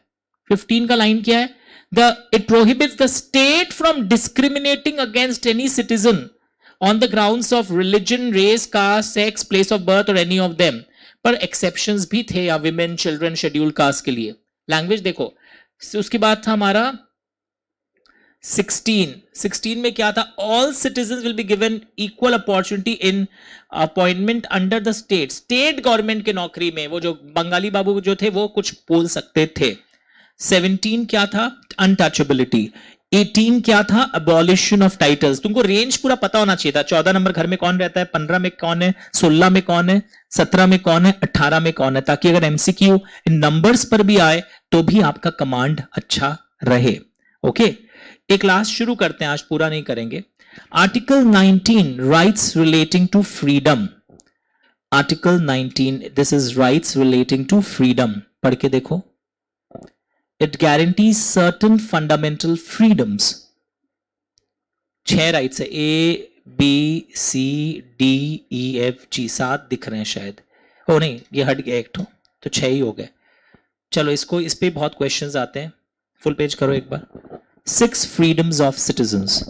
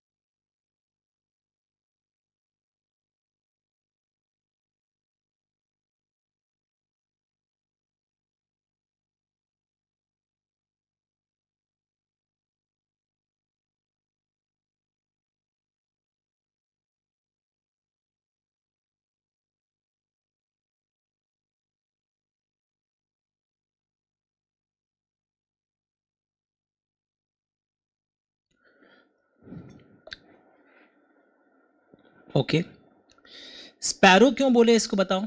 राइट टू फ्रीडम में कितने टाइप के रेस्ट्रिक्शंस हैं? राइट टू फ्रीडम में क्या क्या टाइप के रेस्ट्रिक्शंस है? स्पैरो लिखा, स्पैरो क्या फ्रीली भी लिखो। ये शॉर्टकट आपको दिखाता हूं ताकि 4 मार्क्स के क्वेश्चंस भी डेवलप हो, एमसीक्यू भी डेवलप हो। हटा दो, ये देखो, freedom of speech and expression पहला तो ये एस है, दिखा आपको। अब ये स्पीच एंड एक्सप्रेशन देखते नहीं हो, कई बार प्रोटेस्ट होते रहता है कोई मूवी को लेकर, इसमें हमारे जात को ऐसा दिखाया गया है, ये राइटर ऐसा क्यों बोल दिया, हमारे राजा तो 16वीं सदी में ऐसे नहीं थे। तो ये freedom of speech and expression है, एक्सप्रेस इंफॉर्मेशन। पर रुको, ये freedom of speech and expression में एक चीज है। कल को आलिया भट्ट आई है सिटी सेंटर में जाके वहां पे उसको डिस्टर्ब करके बोल रहा है, ma'am I also want to marry you. बोले what are you saying, nonsense. Police वाले भी आ गए, क्या बोला तुमने मैम को? Freedom of speech, fundamental right. खाया रणबीर कपूर से एक थप्पड़, एंड वो भी जानता था लॉ, पढ़ाई में अच्छा नहीं था वो, ड्रॉप आउट है शायद। पर वो भी जानता था दैट फ्रीडम ऑफ स्पीच है तुमको, बट इस तरह एब्सोल्युटली कुछ भी किसी को नहीं बोल सकते हो, रेस्ट्रिक्शंस लगाना पड़ेगा। मॉरालिटी नहीं है, किसी और की पत्नी है, तुम वहां पर जाके मुंह मार रहे हो, नहीं कर सकते। ये कैसे लिखा हुआ है सर, ये देखो इंग्लिश, रेस्ट्रिक्शंस लगाया जा सकता है, डिसेंसी और मोरालिटी। जज साहब तुमको सजा सुना रहे थे, पता है, तो जज साहब को एक दो बोल दिए, अरे एक नंबर के जज, व्हाट इज दिस, क्या बोला, फ्रीडम ऑफ स्पीच। इसको कंटेम्प्ट ऑफ कोर्ट माना जाता है। कल को नरेंद्र मोदी जी के बारे में उल्टा फुल्टा बोलने लग गए तो हिम्मत देखो, मोदी जी के खिलाफ उल्टा फुल्टा बोल के उनको बदनाम करने की कोशिश कर रहे हो, और जब पकड़े गए तो पता क्या होता, फ्रीडम ऑफ स्पीच, डिफेमेशन का केस होगा, बहुत केस और होगा, शायद आदमी तुमको जिंदा गाड़ देगा। रात को सोए रहोगे, अचानक जब सुबह उठोगे ना, देखोगे जमीन के नीचे बहुत पाए गए हो और वहीं सांस घुट जाएगा, पता ही नहीं चलेगा तुमको अंदर कब गाड़ दिया लोग। Security of the state, integrity of India, suppose यहां का कोई कैबिनेट मिनिस्टर उल्टा फुल्टा बोलने लग गया यूएस के बारे में, एकदम गंदा गंदा बात, वहां के प्रेसिडेंट का कैरेक्टर असैसिनेशन कर दिया, और जब बोला आप कैसे बोल रहे हैं, इंडिया और यूएस का अच्छा रिलेशन है, how can you spoil the relation, हमारा फ्रीडम ऑफ स्पीच है, ए यूएस प्रेसिडेंट एक नंबर के। तो दिस इज यार सिक्योरिटी, सोवरेंटी, देश की integrity, friendly relations with foreign states, public order. भिड़का रहे हो लोगों को, आपको क्या चाहिए, आजादी, आजादी, आपको करना है देश के लिए कुछ, आजादी, क्या मांगते हैं आप लोग, आजादी, झूठ मूठ का उनको लॉ का प्रोविजंस की जगह आजादी आजादी इंसाइट कर रहे हो कि चलो कुछ करो, देश के खिलाफ कुछ करो, सब मिल के पत्थर मारो प्राइम मिनिस्टर के ऑफिस पर। ये सब क्या है सर, हम तो सबको अपना फ्रीडम स्पीच बता रहे थे ऐसा करना, ये सब रेस्ट्रिक्शंस पर तुम्हारा फ्रीडम ऑफ स्पीच छीन लिया जाएगा। तो ये ना लर्न करना पड़ता है फॉर लॉन्ग आंसर्स, एमसीक्यूज के लिए जरूरी नहीं है। जब लॉन्ग आंसर्स हम लोग एग्जीक्यूटिव में देखते हैं ना, तब वहां पर ये पूरा पॉइंट्स लिखना पड़ता है, on these grounds the reasonable restrictions on speech and expression can be put. तो याद रखना, जो भी हमारा फ्रीडम है, इज इट एब्सोल्यूट और reasonable? Reasonable. Freedom can never be absolute.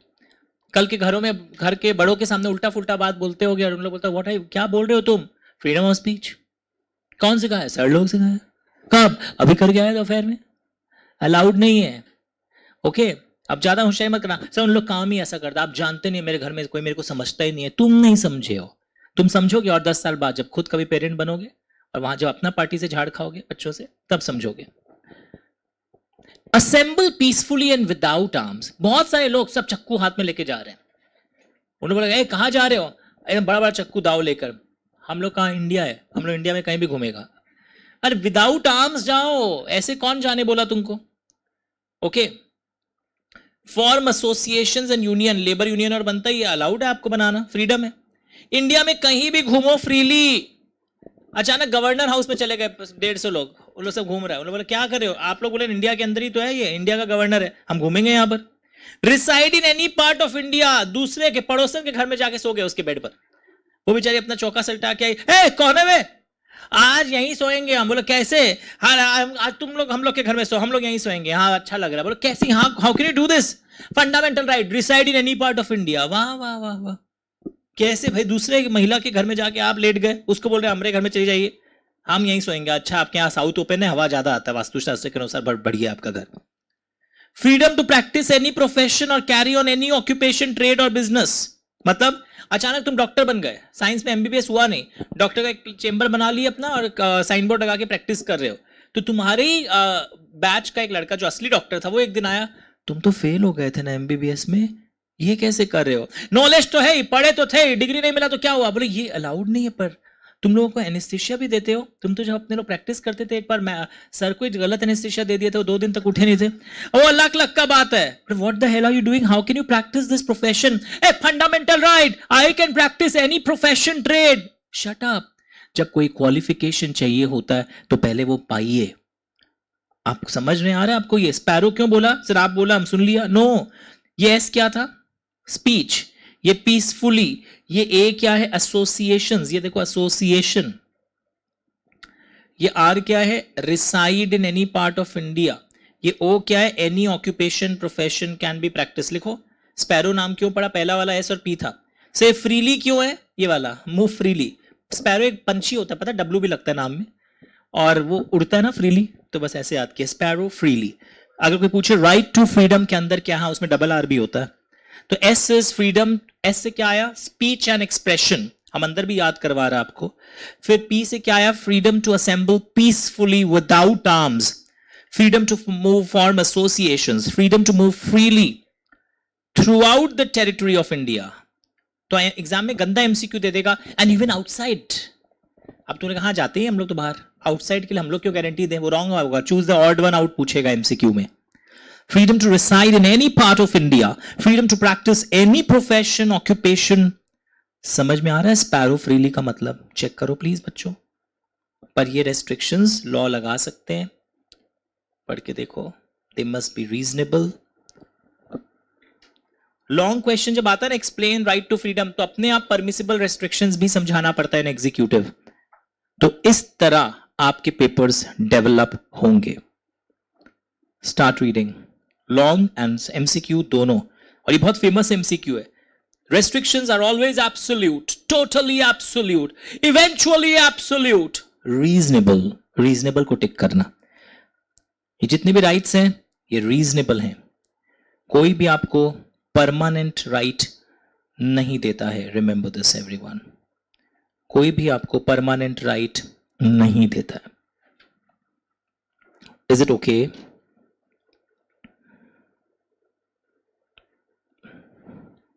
अगले दिन हम लोग आर्टिकल 21 शुरू करेंगे। पर एक चीज देख के रखो, आर्टिकल 21 का एक line, no person will be deprived of his life और personal liberty except according to procedure established by law.